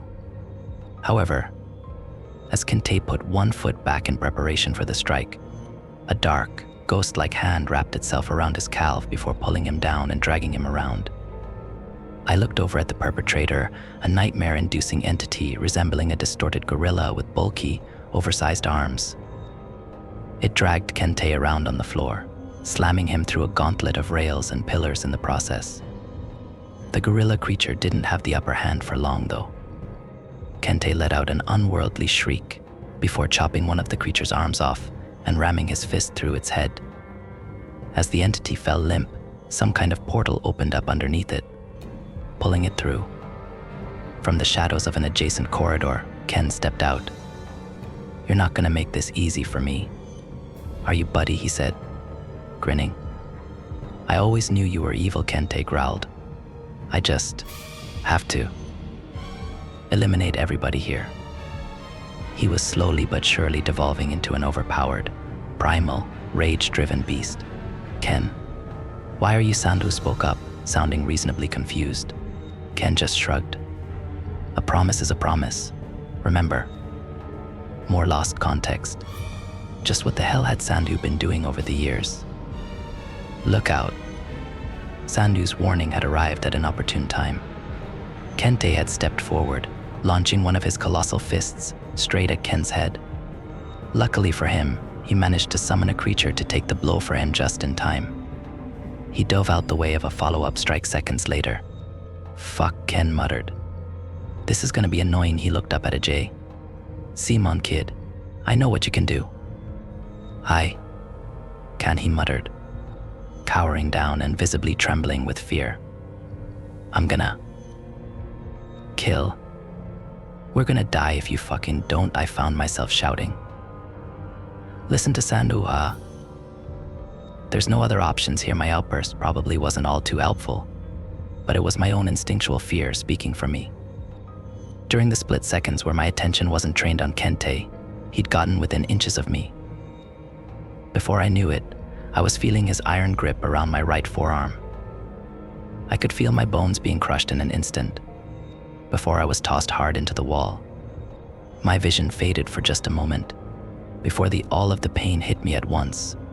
If I was useless in the fight before, I was entirely out of commission now. I could hardly move as my body slid down the wall, flopping onto the floor. ... Fuck, I spat out, a wave of blood arriving with the word. I could only watch now. With the kid still being scared shitless, there was really only one person capable of fighting. Ken opened up about 10 portals in a circle around him. Ugh, he winced, his forearm veins pulsating like hell while a stream of blood began flowing down from his hairline and his nose. God, I hate doing this. All at once, a petrifying roster of esoteric, incomprehensible entities emerged from each one. From what I saw, there was a dark blue, human-sized eagle that seemed to be composed of ice, some kind of colossal, demonic samurai with a flaming sword, a six-legged creature with large jagged blades jutting out of each corner of its body, a zombified gunslinger, seemingly left over from the Old West, carrying giant revolvers made out of writhing, gray flesh, and a ghoulish humanoid with 4 horns, 5 eyes, 6 arms, and a giant, glowing green eyeball on its torso, amongst many others. Ken sighed upon seeing the unsightly creatures he'd summoned. Why couldn't I just have been a telekinetic or something? He'd assembled a horde that would have made even the strongest man's knees tremble. But Kente was hardly human anymore. He didn't hesitate for a second. He darted forward in a flash, pulverizing every one of the creatures that stepped up to face him, taking only a few small cuts and insignificant strikes in the process. That was, until he got the horned guy with the eye in his torso. That one managed to catch Kente's punch with one of his many hands. Evil creature, he snarled, before throwing across with his other hand. It was caught again. While Kente had run out of hands, the creature still had 4. It landed a quad combo of devastating punches to Kente's face and upper chest, causing his head to snap back, blood spurting from his eyes and nose. However, his head came back as quickly as it went, drilling into the eye creature's temple and destroying 2 of its eyes. They were both pissed now. They synchronized primal roars before blasting each other with a series of catastrophic strikes. Neither of them bothered with any defense, or even any kind of strategy for that matter. They were simply out to deal as much damage as possible, hitting each other with everything that they had.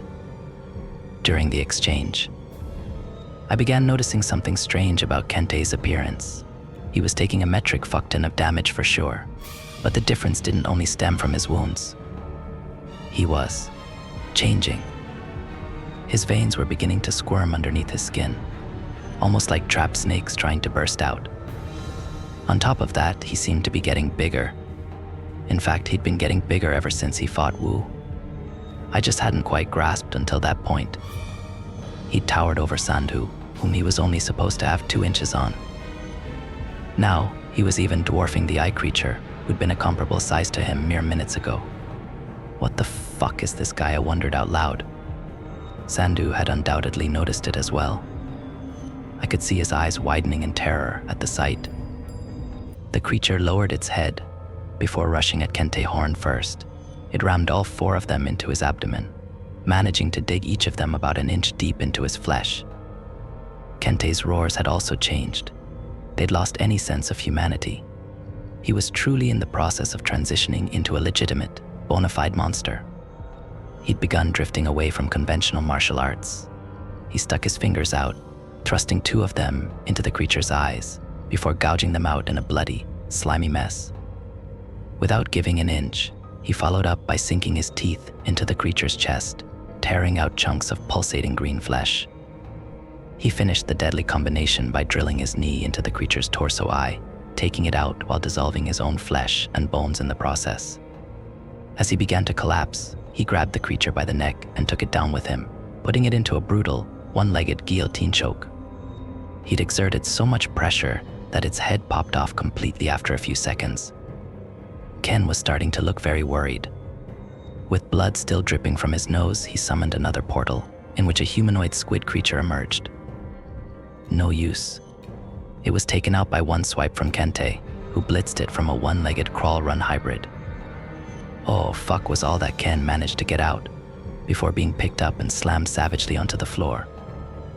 That would have been the end for him as well, had he not summoned another portal underneath his back at the last moment, allowing himself to land on the soft body of some kind of slime creature, as opposed to the hard metal. He rolled away, hardly managing to dodge a follow-up stomp that not only decimated the creature, but the floor itself. Now wheezing and bloody all over, Ken looked up at Sandhu, his face twisted in fearful desperation. No, not at Sandhu. He was looking at the kid. "Simon," he muttered, I know you can do it. The kid's expression didn't waver, no spark returning to his frightened eyes. It's hopeless, I thought to myself. Do your memories really flash before your eyes when you think you're about to die? Well, some of them do, the ones worth remembering. An attempt to justify the way that you lived, the decisions that you've made. You come to one daunting realization. You were there, in the midst of the mystery known as life itself. And now, it was all about to fade. As another tear began rolling down the kid's cheek, I could feel one rolling down my own. Ken sighed. I know you're scared, but we don't have any time here. Please. Sandhu put his hand up, stopping Ken mid-sentence. He had a stone-like expression on his face. It's happening. Ken looked confused. What? I wasn't quite sure of the answer myself, but I got the gist of it. Ajay's body was beginning to visibly vibrate, or something to that effect. It started out slow enough, but seemed to intensify drastically with every passing second. Before long, his body had become a dark, formless, stationary blur. From within that blur, two sharp, burning red eyes surfaced. And then, I could feel the floor begin to tremble around me. Shit. It was the only word that I could muster out upon encountering the incomprehensible pressure that had just filled the space around me. The kid wasn't himself anymore. I was starting to understand. It wasn't his own power that he had a hard time trying to control. It was something residing inside of him. As his metamorphosis continued, he'd become only about a head shorter than Kente. His form was also fluid, while remaining solid at the same time.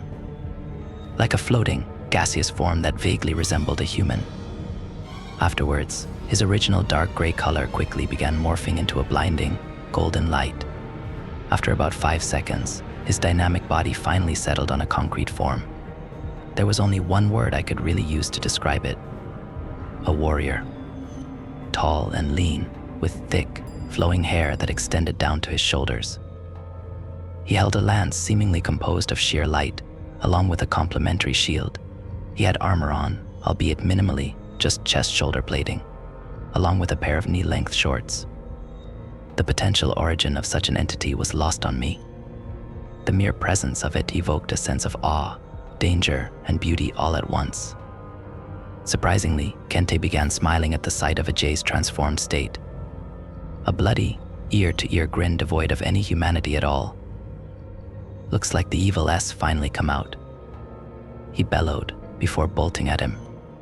Ajay's warrior form managed to counter all of Kente's initial attacks before delivering a brutal sequence of his own. He slashed Kente across the stomach, creating a deep gash before impaling him through the torso and smashing him through a metal side beam. Still, I couldn't get too excited. The whole situation seemed oddly familiar. Kente encounters an enemy initially more formidable than himself and gets beat down at first, only to end up massacring them in the end, regenerating nearly instantly, while also getting bigger and stronger in the process. We were going up against rapid evolution, which was one of the worst powers you could possibly hope for in an opponent, in any case. It seemed as if Ajay was intent on finishing the job early, which was really the only option here. He took his lance and swung it with inhuman speed, slashing Kente more times than I could possibly count. It was a gruesome sight as blood gushed out from every inch of his body, staining the metal beneath him red. Ajay went for another stab, but this time Kente managed to deflect the blow and close the distance between them. "Got you," he screamed. He was wrong. Ajay took his palm and rammed it into Kente's neck, causing him to spit out what looked like a gallon more of blood. Ajay then took the butt end of his lance and drilled it into the side of Kente's cheek, puncturing it all the way through. "Fuck," I muttered at the gruesome sight. Of course, Sandhu didn't seem too surprised. He'd seen this before. But at the end of the day, the only thing that mattered was getting rid of Kente right then and there. Ajay grabbed his lance and pulled it down, creating a massive gash down Kente's cheek down to his jaw, ripping through his gums and breaking teeth in the process. But even that wasn't enough. Kente howled like a maniac and managed to grab Ajay's neck, ripping a good chunk of his flesh out. Ajay reeled, but was still able to thrust the lance straight through Kente's torso once again. Still not enough. Kente swiped at Ajay's head, twisting it around completely. At that moment, I was sure that he was dead, but Sandhu didn't seem all too worried yet. Another blinding flash of light burst from Ajay's body, before he seemingly morphed again, taking on a new form entirely. This time, he resembled an archer atop an armored horse, still with the golden aura surrounding him. I remembered something. Each void had an official description assigned to it for database purposes. Most of them were a few paragraphs long, save for Ajay's. His was short and vague, containing only one short phrase: the warrior's spirit. I never knew what to make of it before, but I was starting to understand now. Ajay directed a flurry of arrows at Kente, sticking him with about 6 of them. However, that form was also quickly obliterated as Kente dragged him down from the horse and stomped his head like a watermelon. Another flash of light. This time, I closed my eyes. Upon the death of one form, he began cycling through others, manifesting into various warriors from throughout history. A hulking, powerful Viking.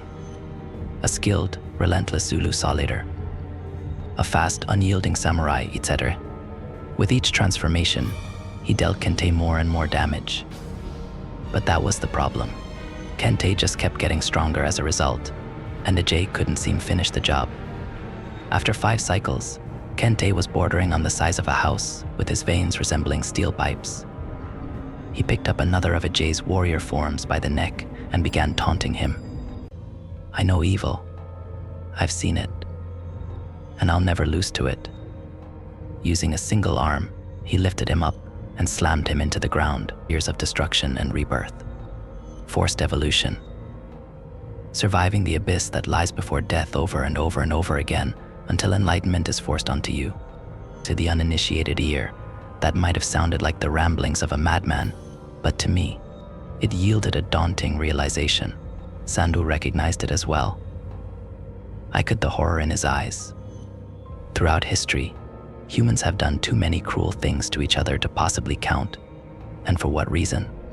Well, that list is unending. But even amongst the dark sea of bloodshed, warfare, and torture, there's one brutal practice that stands out from the rest.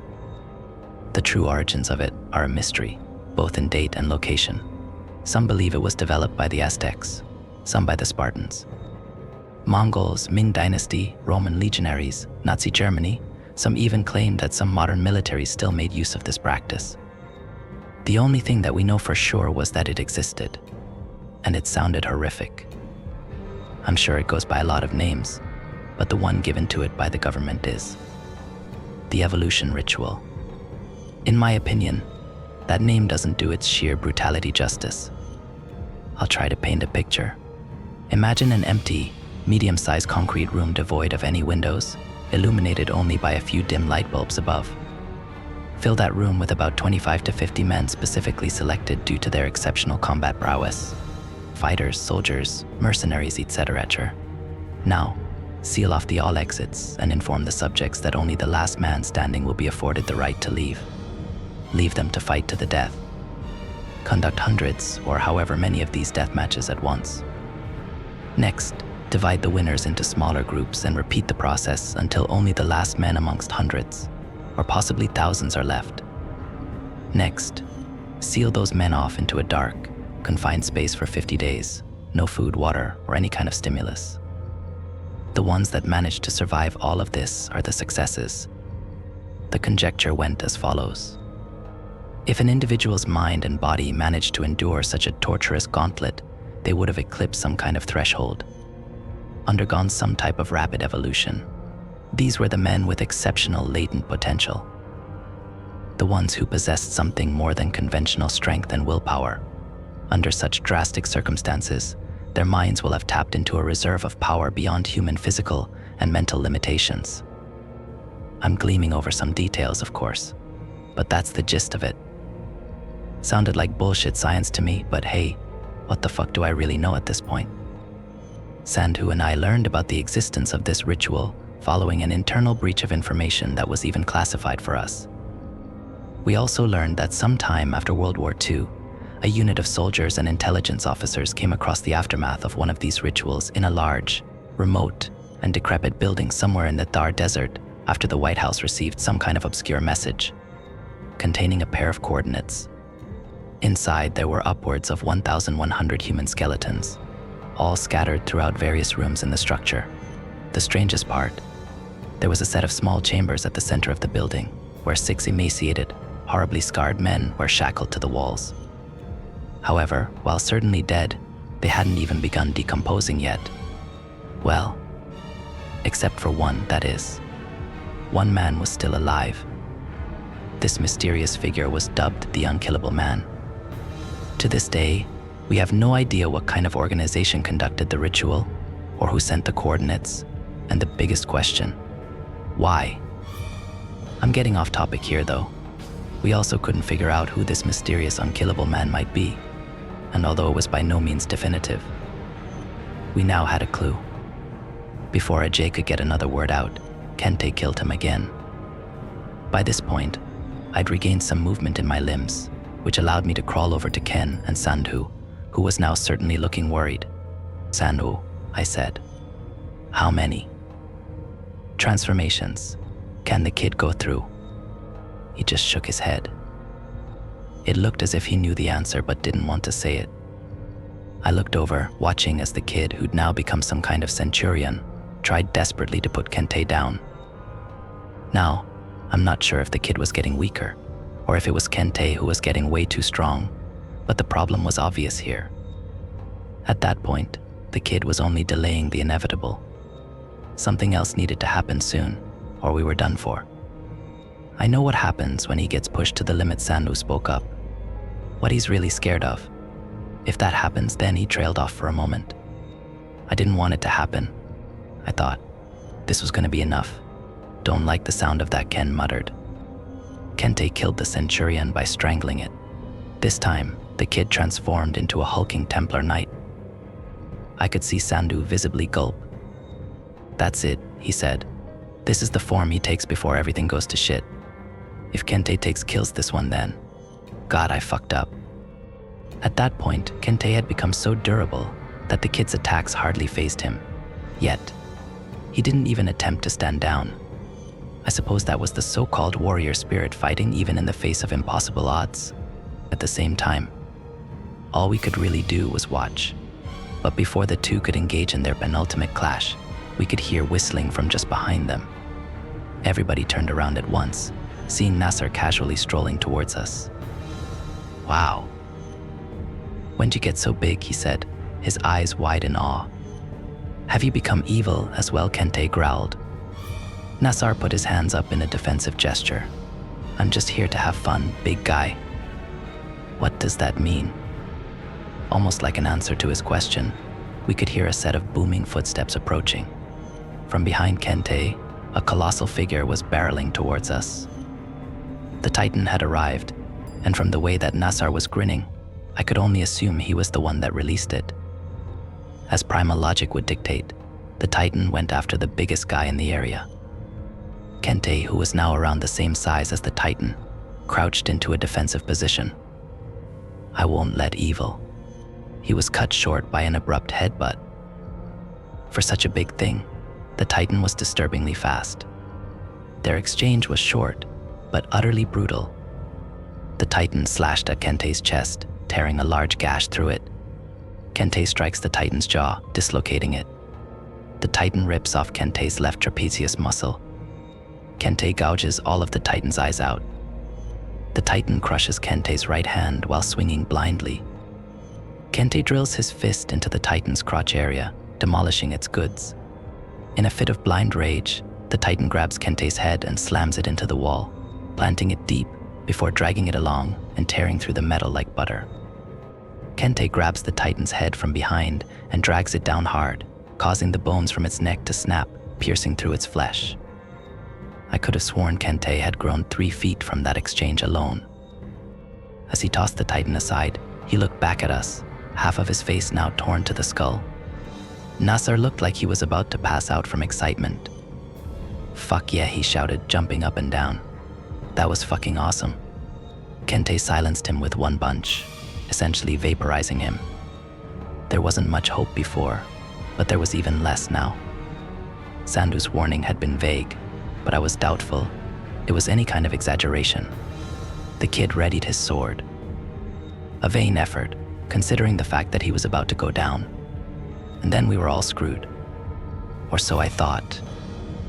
The time that the Titan had bought us was about to prove more than valuable. As Kente prepared a blow that likely would have finished the kid on the spot, a stream of projectiles hit his face, causing him to flinch just slightly. I turned to face who'd done it, and to my surprise, it was Bella. For one reason or another, the bloody painter was back. "You," Kente roared. Ken was happy to see her, of course. "You came back," he began, before his face dropped. "But now you're gonna die. Have some faith in me, won't you?" she said. "I wouldn't be here if I didn't have a plan." "A plan?" Kale suddenly appeared behind her. "Well, I guess you can call it a plan. Didn't have much time to put it together, though." In any case, we were hardly in a position to protest.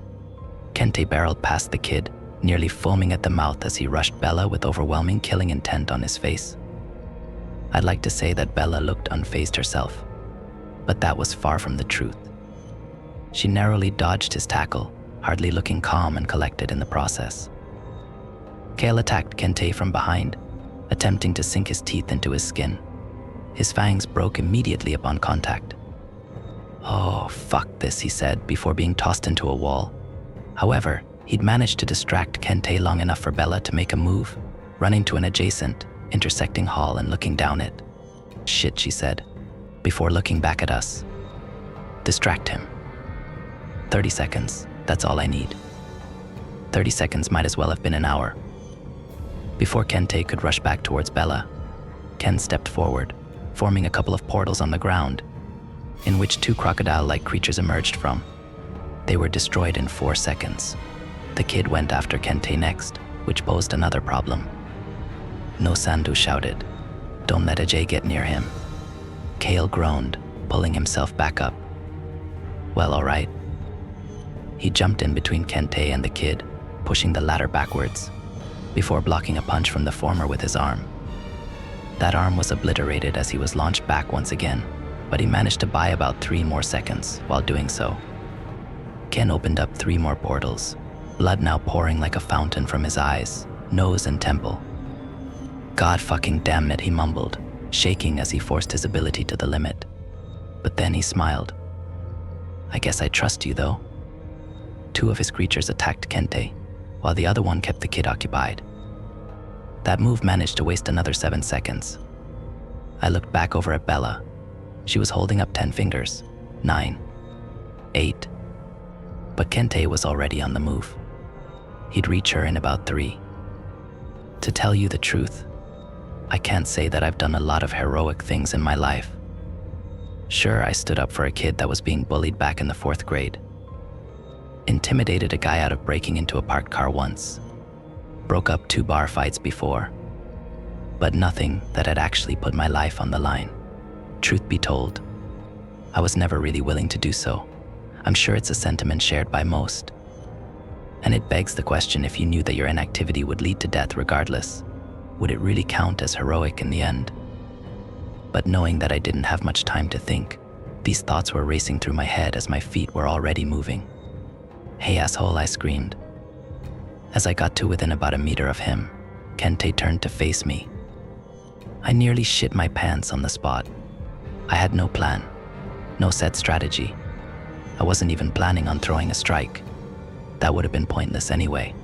There was also no way that I was going block dodge any of his attacks. I suppose that right then and there, I was fully prepared to die. Maybe I hadn't even realized it myself. But then, the luckiest thing that had ever happened to me happened right then and there. I always prided myself on having good balance. Rarely skidded on ice, never swayed on boats or trains, always pretty good at sports. However, in that moment, I slipped on a patch of blood, and by some miracle, It came at the exact moment Kente's fist was about to connect with my face. Instead of my skull being pulverized, his knuckle only grazed the side of my cheek, ripping a large gash through it as he did so. Sure, it hurt as hell, and I wasn't going to be talking to any girls for a while. But I'd managed to buy enough time.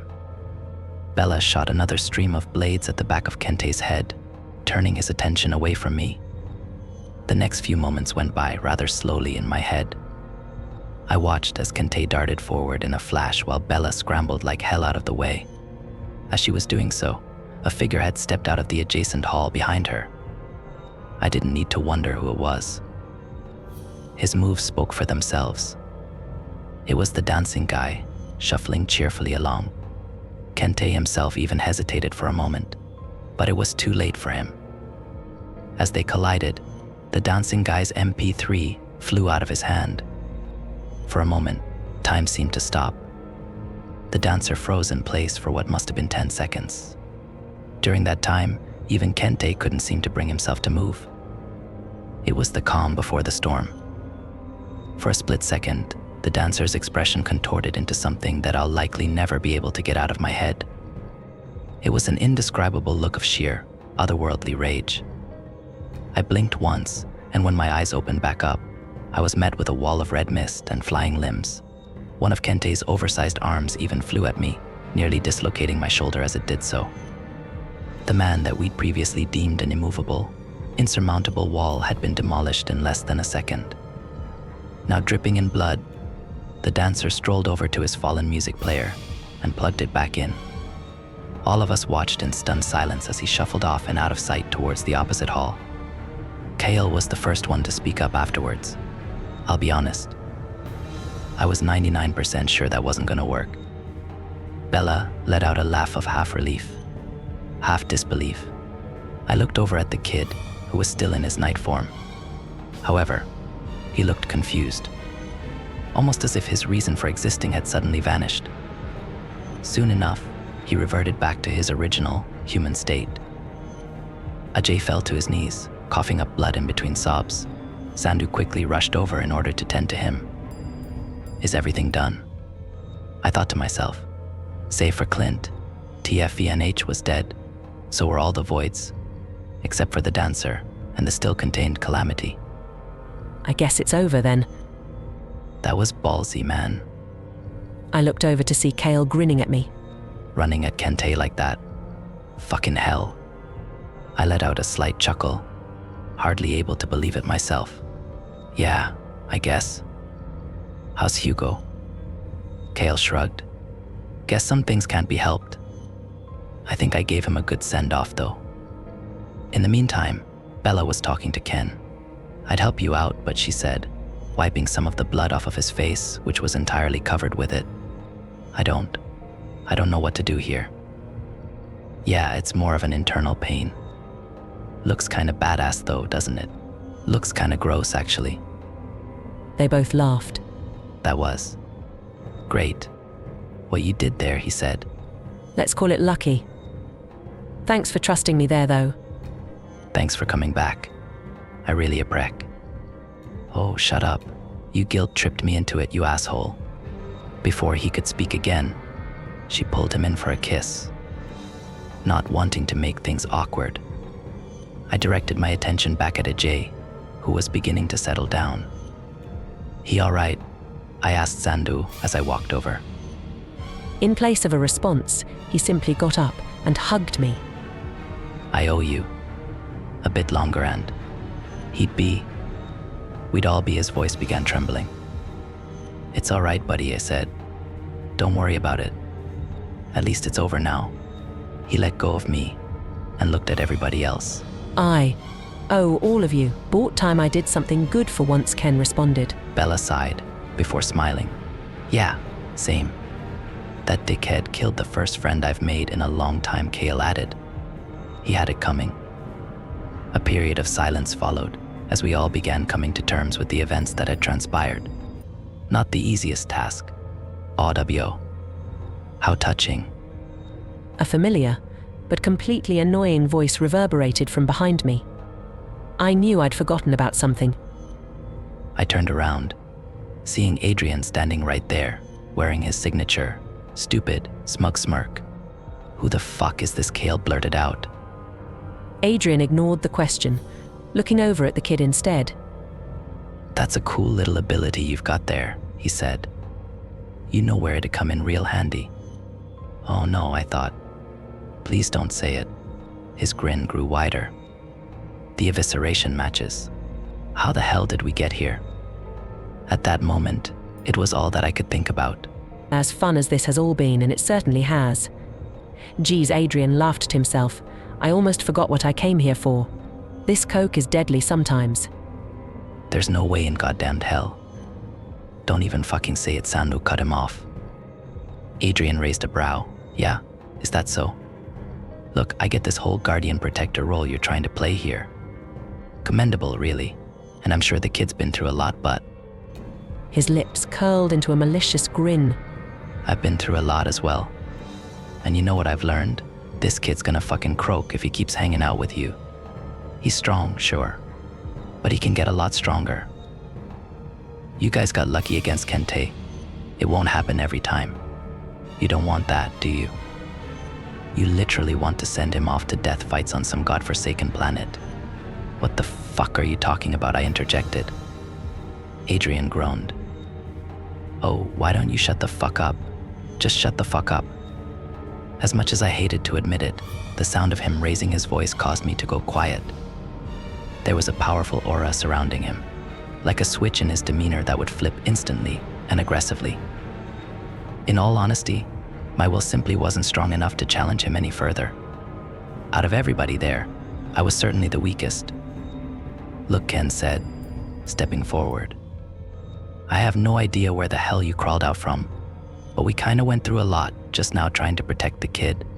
We're not gonna let him go just like that. Tish Adrian clicked his tongue. I don't like getting my hands dirty, but...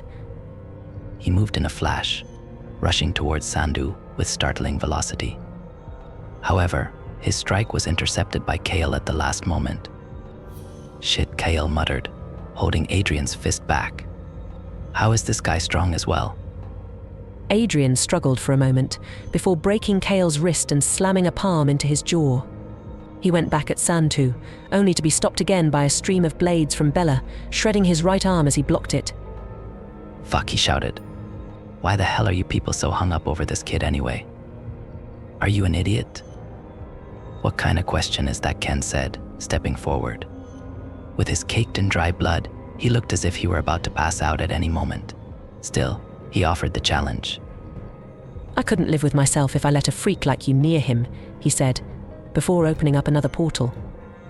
This guy's one of my favorites. Glad he's still around for you. A massive skeleton with bits of charred flesh dangling off of its oversized bones emerged from the portal. It revved up an equally oversized chainsaw before charging at Adrian. What the few? He barely got the words out before he was forced to evade certain decapitation. He bobbed and weaved away from the devastating blades before eventually taking a few nasty cuts. At the same time, Cale was back on his feet, giving Adrian further trouble on top of it all. Bella soon joined in, forcing his back against the wall. Fuck, he spat, before leaping into the air and obliterating a good portion of the skeleton's skull with an elbow strike. Not enough. The skeleton grabbed him by the neck and thrashed him onto the floor. As he struggled to pull himself up, Cale swooped and knocked him back down. About time to give up. Don't you think? He grinned. Adrian spat out a good amount of blood. You really don't want that. He bolted up, drilling his head into Cale's chin, before launching himself headfirst at the skeleton's torso. I figured it out, he screamed. I just need to get rid of your fucking arms. He did just that, snapping both of the skeleton's elbows at the joints, causing it to drop the chainsaw. He was about to go in for the killing blow when a stream of Bella's shards hit one of his eyes, blinding him in it. Fucking bitch, he shouted. The skeleton capitalized on the momentary distraction, kicking him into a wall. Safe to say, things were not going Adrian's way. He looked up as Cale, Bella, and the skeleton began converging on him all at once, his expression still rife with frenetic, concentrated rage. However, it didn't linger. Soon enough, he began smiling. Okay. All right, he said, holding up a hand. Can't say that this was a fair fight, but you got me. Damn, I thought I was tougher than this. He stood up, the grin still plastered across his face. Guess it's time for plan B. What the hell does that mean, Ken asked. Well, I gave you a hint. You are not going to like this. From his pocket, he pulled out some kind of clunky switch wrapped in a mess of wires. I'm releasing the big boy. The calamity. The hairs on the back of my neck stood up. KL began stepping forward, but Adrian held his hand out. Are you dumb? You're nowhere near fast enough to get to me in time. He suddenly looked over to Bella, who was visibly itching to spray him with some more blades. You two, don't even fucking try it. Don't you know how stupid of an idea this is, Ken said. Okay, prof, lecture me some more. I mean, you guys brought this onto yourselves. I had a simple request. He let out another insane laugh, before abruptly going serious. Last chance. I mean it. Nobody moved. In fact, nobody said anything at all. We were all at a loss for what to do. How could you have figured out how to release it? Ken finally spoke up. You're bluffing. Yeah. Well, you're pretty fucking annoying. He flipped the switch before dropping it on the ground. I'm a fucking genius, he said. I can do anything. As Adrian continued to grin with malicious anticipation, the rest of us waited in tense silence for what felt like 5 minutes. But nothing happened. Ken broke the silence. You know, when people bluff, they usually don't go this far. Adrian's face contorted into a confused rage. Gimme a fucking break, he spat out. All this work for nothing. He took a glance over his shoulder.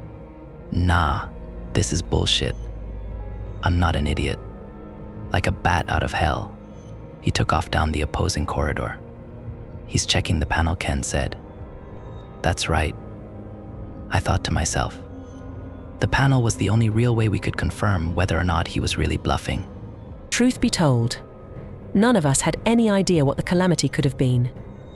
We all just assumed it was going to be some colossal monstrosity of a creature that was going to be bent on immediate destruction following its release.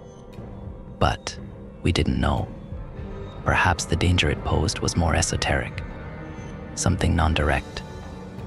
We should go see for ourselves, I spoke up. At this point, whatever happens is going to happen. It didn't take too much convincing. Ken created another portal, pulling the skeleton back through it. With a fog of demise looming in the air around us, the 6 of us began making our way. The fighting was finally. The only thing left to do was to confirm our fate. When we got to the panel, we were met with an unfavorable sight. The light was yellow. Escape in progress. Not only that, but a trap door had opened up in the floor to the side, with a set of stairs leading down it. Adrian was right there, leering down into it. What'd I tell you, he said. I'm not an idiot. Well, what the hell are you gonna do now, Ken asked. Go down there and then what? Tame it or something. Tame it. Die. We'll see what happens. Not like it matters anymore. Unless you want to give me the kid. Sandu didn't budge. Adrian scoffed. I'll be honest. I was planning on releasing this thing regardless. You can't just keep something like this all locked up. You know, his remaining eye was wide with excitement as he said it. He looked back at the trapdoor. The great unknown. He muttered, before bolting down the stairs. Should we have stopped him, Kale asked, as Adrian disappeared into whatever abyss was waiting for him.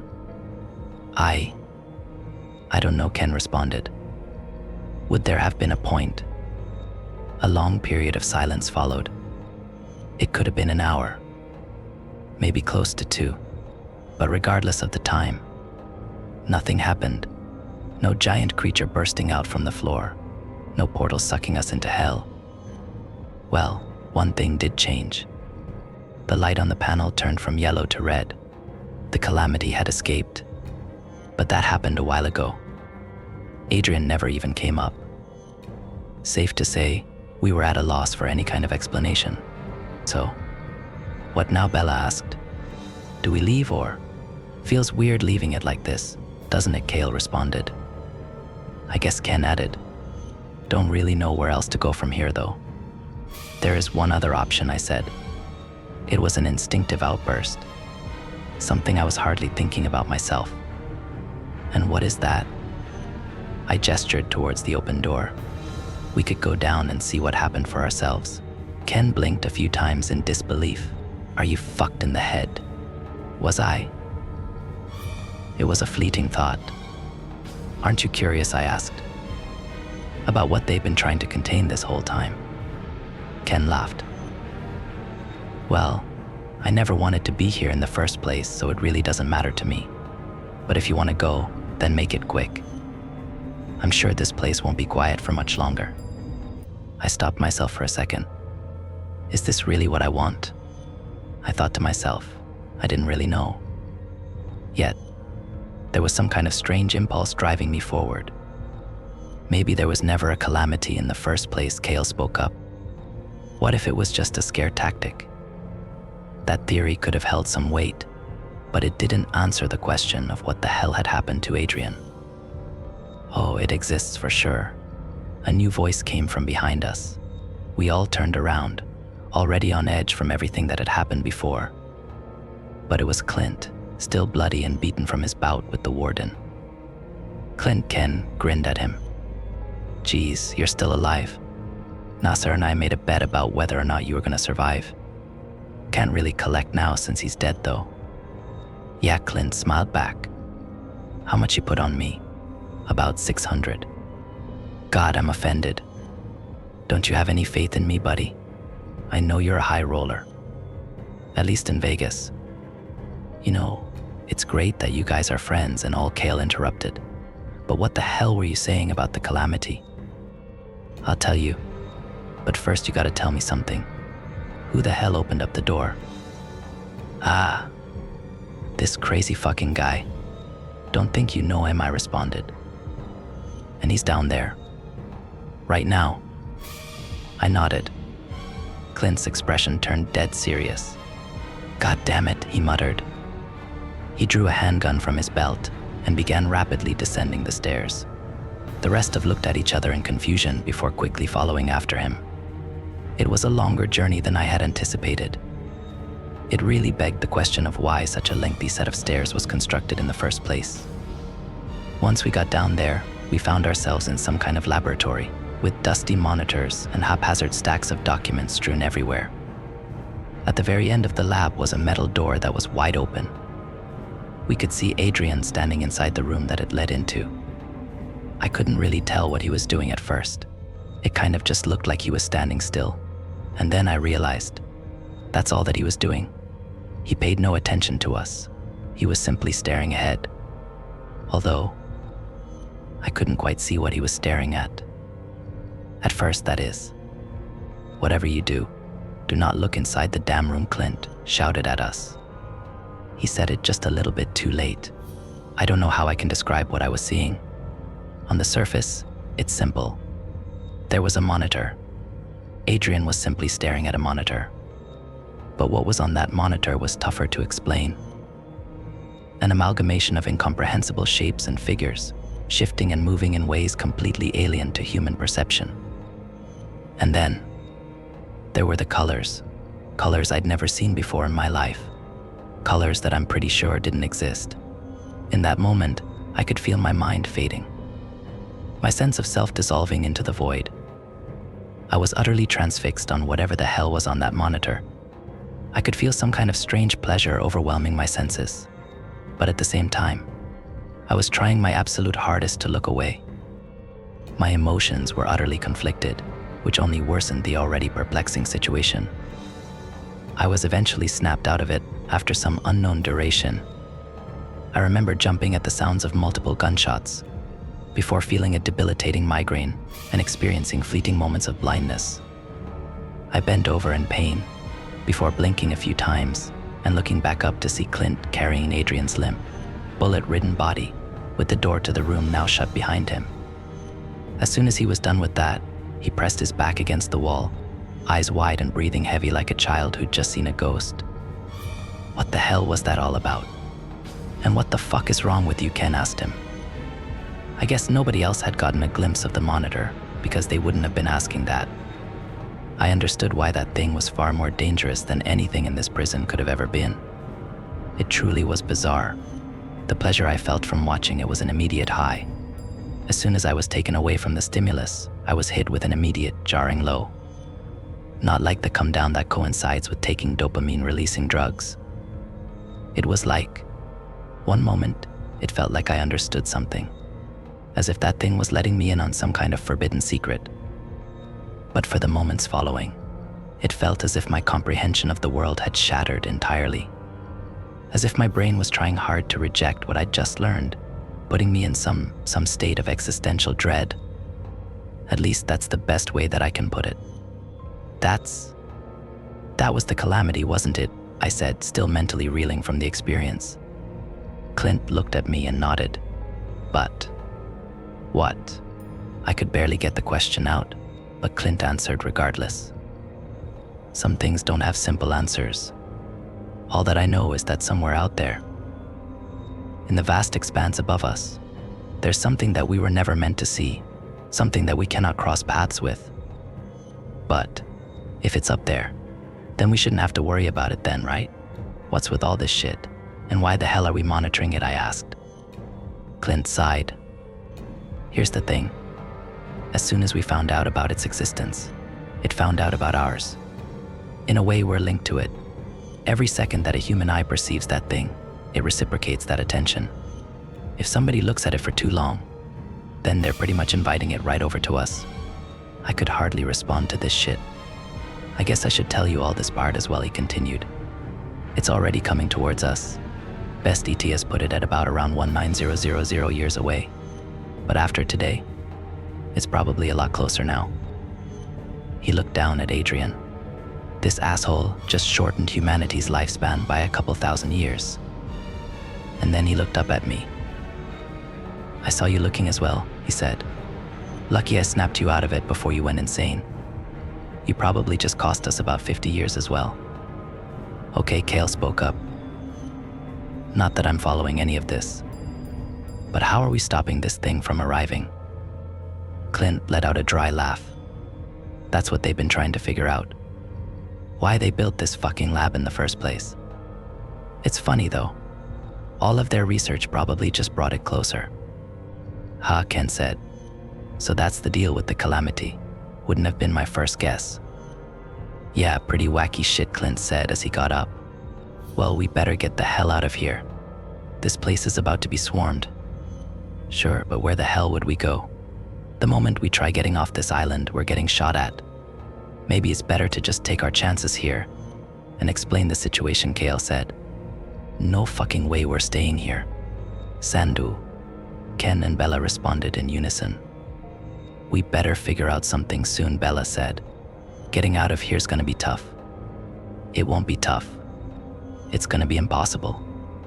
What?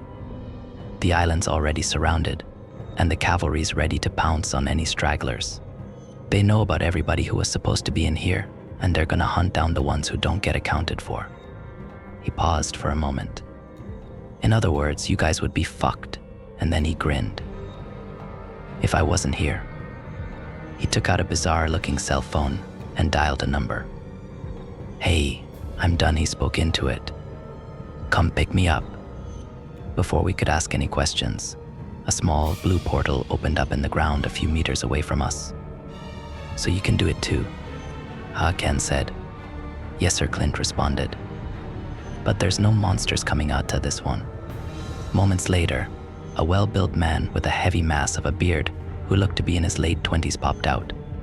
What the hell, Clint? Where's your own fucking transporter? Warden broke it. The man laughed. Oh, right. How was that, by the way? What'd you think, Pete? I almost died. I'm surprised you made it out at all. That warden's a tough bastard. And you brought company, huh? He looked over each one of us before gesturing towards the portal. Well, don't be scared. Jump in. There were a few more objections, of course. Mostly from Kale and I. Kale was still clinging onto his identity as some reprehensible criminal who belonged in this place, while I was shitting myself at the prospect of jumping into some blue hole in the ground. However, everybody else was raring to go. I suppose they all had their reasons. The kid looked like as if he was about to pass out, but he really didn't have a say in the matter. Sandhu was just trying to get him the hell away from this place. I only ended up jumping in when I heard the sounds of boots on metal from above us. I'm not quite sure how to describe my journey through the portal. Disorienting, I guess. But at that point, my senses had become pretty dulled anyway. We were transported to the top of a metal tower overlooking some desert-like expanse. The surface was crawling with ghastly creatures that looked to be some kind of coyote-scorpion hybrid. And they sure as hell were aggressive, constantly attacking, ripping apart, and cannibalizing each other. At the edge of the platform we were on, there was a sniper rifle mounted with a stool at the bottom. There were also empty boxes of snack cakes and beef jerky packets strewn across the floor. "Why are you hanging out in this dump?" Clint asked him, looking disgusted at the sight below. "Target practice," Pete responded. "Remember the guy we were supposed to kill in Paradise X? Couldn't hit him for shit, and then I nearly got my dick chopped off." "Hold on. Are you just not gonna explain where the fuck we are?" Kale interrupted, sounding somewhat exasperated. "I mean, I thought what just happened was pretty obvious," Pete responded. "We hopped to another dimension. Congrats. You're a jumper now." "A jumper? Didn't Adrian say something about that?" "So, where do you want to go next?" Clint asked. "Wait, what do you mean?" Ken spoke up. "Like, to another dimension?" Clint nodded. "Well, I mean, I thought we were." "Geez, Ken. I thought you were a little more adventurous than that." Ken sighed. "I don't know. I make my round Earth pretty well, you know." "I'm down," Bella said, causing Ken to whip his head around. "You're serious?" "Yeah, I mean, what's left to do on Earth? Might as well see something cool while we're alive. Besides, if you go back, you're just gonna get captured again. You really aren't as slick as you think. And what was that thing you told me all those years ago?" Ken raised an eyebrow. "I'll follow you anywhere," Bella said mockingly. Ken chuckled somewhat nervously. "I never said that. Maybe it was similar, but it wasn't that lame." Whatever, Bella continued, walking towards Clint and Pete. "I know where I'm going. And it's not back to Earth." Ken hesitated for a few more moments before ultimately relenting. "Geez," he said. "This is fucked up. What about you?" Vampire Clint looked at Kale. "I'm not sure," he responded. "I think a vacation's more than I deserve." Clint continued. "So you still think that rotting away in a prison's gonna do anybody any good? Well, I'll tell you something that might pique your interest. There's a planet named Gehenna out in an area called the Dark Zone. There's no rules there. No interdimensional government has any jurisdiction over it. And any task force they send gets obliterated. And trust me, there's some bad shit happening to innocent beings over there. Shit that makes your blood boil just by thinking about it. It can't be helped, I guess. Nobody coming to take out the bad guys and stop the suffering." He looked Kale dead in the eye. "Look, you're not the strongest, but you're strong enough to make a difference. Not to mention, you can get even stronger. Don't waste your life. Go and help those people. There's a militia of vigilantes called the Deliverance pushing back against the gangs and traffickers controlling that place. We can get you over there. And then you can go and find them. Join them. Tell them I sent you." It took a moment, but Kale ultimately relented to the proposition. Even though he was acting reluctant, I could tell that he was glad. He had a purpose once again. "Now," Clint said, turning to face us, "what do we do with you guys?" Ajay still looked terrified as he clung onto Sandhu. "Geez," Pete said, as he fired another sniper bullet down into the mass of creatures. "You're getting kids caught up in your messes as well." Sandhu sighed. "Look, I appreciate you getting us out of there, but we need to go back." Clint and I both raised an eyebrow. "What, they'll track you guys down for sure? That's a terrible idea." "Maybe so, but it's out of my hands. I have one more thing I need to figure out, he looked at Ajay. One more thing I need to figure out, for his sake. Trust me. Clint sighed. Fair enough. Well, you want me to come along, I asked. Sandhu smiled at me. Nah, this is something we need to do on our own. Well, I responded. It's been a ride, man. It felt weird saying bye to him like this. Yeah, sure has. But if things work out, you'll definitely see me again. And just like that, everything had been settled. Sandhu and Ajay were headed back to Earth. Their exact destination, well, I'd rather not say it on here. Kale was headed to Gehenna in order to join the Deliverance. Pete stayed on the desert planet in order to continue his shooting. Once Clint had fixed his transporter, him, Ken, and Bella went off to God knows where. Well, to be more accurate, I went with them as well. But things got complicated pretty quickly and we got separated. So where am I now? That's a long story for another time. I'm back on Earth right now, but I won't be able to stay here for long. The chasm has been rebuilt and they've appointed an actual head warden who's been looking for me. I hear he's a real hard ass. On top of that, I have piles of unfinished business scattered here and there. If I don't deal with those then, well, they'll definitely be coming back to haunt me. But I think things will work out in the end. At least I hope they do.